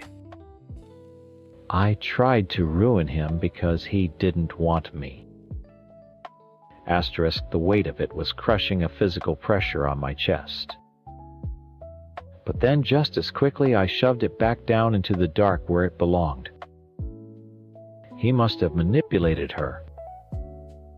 He must have gaslit her into believing him. He got away with it. He got his happy ending while I was the one left with the scars. I closed the app and turned to my fiancé, sleeping beside me. He would never know the truth. No one would. In my story, I'm still the victim. And after all this time, I've learned that if you tell a story long enough, you start to believe it yourself. He made me do it. It was his fault. It had to be.